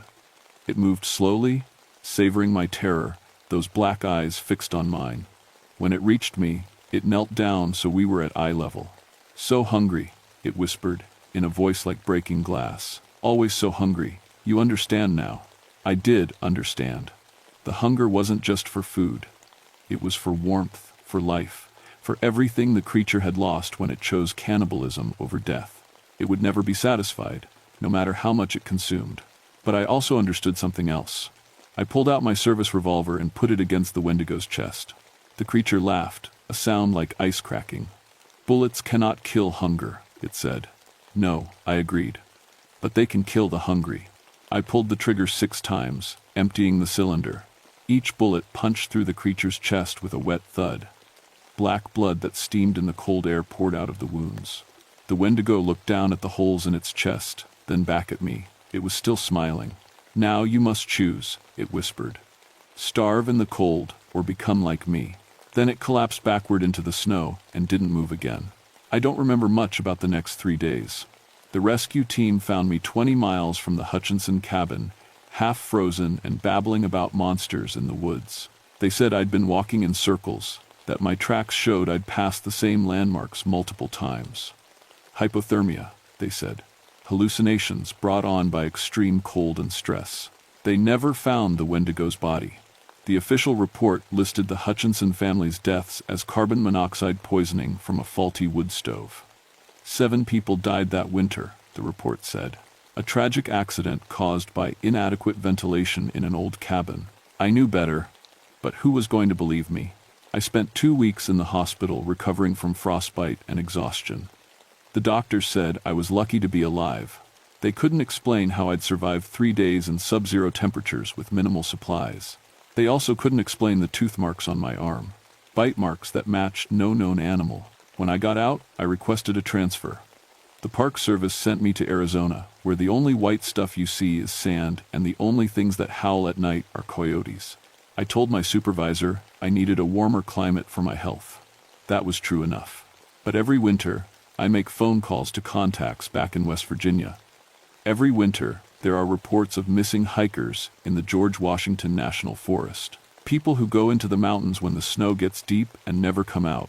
The search and rescue teams blame the weather, the terrain, the dozens of ways the mountains can kill you if you're not careful. I know better. The hunger never really left me. Oh, it's not the overwhelming compulsion it was that night in the mountains. But sometimes, especially when I'm very tired or very cold, I catch myself thinking thoughts that aren't quite right, looking at people and wondering what they would taste like, imagining the satisfaction of cracking bones with my teeth. When that happens, I pray. My grandmother's prayers, the ones that saved my life, in Copper Creek Valley, they keep the thoughts at bay, most of the time. But I know that somewhere deep inside me, a piece of that Wendigo is still alive, waiting for a moment of weakness, a time when I'm too tired or too hungry or too cold to fight it off. I've never married, never had children. Some hungers are too dangerous to pass on. Last month, a park ranger in West Virginia called me. Young guy, full of confidence and book learning. He wanted to know about the Hutchinson case, said he'd found some old files that didn't make sense, said there were reports of animal attacks in Copper Creek Valley going back to the 1800s, all happening during harsh winters. I told him what I tell everyone who asks. Stay out of those mountains when the snow gets deep. Some places are hungry, and they've been hungry for a long time. He laughed and said he didn't believe in ghost stories. I hope he's right. I hope what happened to me was just hypothermia-induced hallucinations, just a tired mind trying to make sense of a terrible tragedy. I hope the Wendigo died when I shot it, that its body rotted away in the spring thaw like anything else. But every winter, when the first snow starts to fall and I feel that familiar ache in my bones, I remember those black eyes watching me through the trees. I remember the smile full of teeth that were made for tearing flesh. And I remember how good the hunger felt, just for a moment, before I found the strength to fight it off. Some things are worse than dying. Some things are so hungry they can never be satisfied. And some hungers, once tasted, never really go away. My name is Daniel Mackenzie, and 30 years ago, I met something in the mountains of West Virginia that changed me forever. I'm an old man now, living in the desert where winter never comes.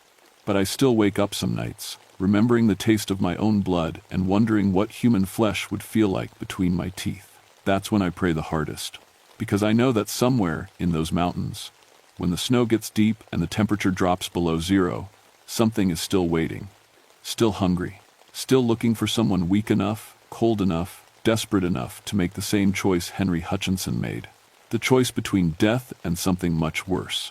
Don't go into the mountains when the snow falls heavy. Don't trust your hunger when the cold makes you desperate. And if you ever see tracks in the snow that start human and become something else, don't follow them. Some paths lead to places you can never come back from.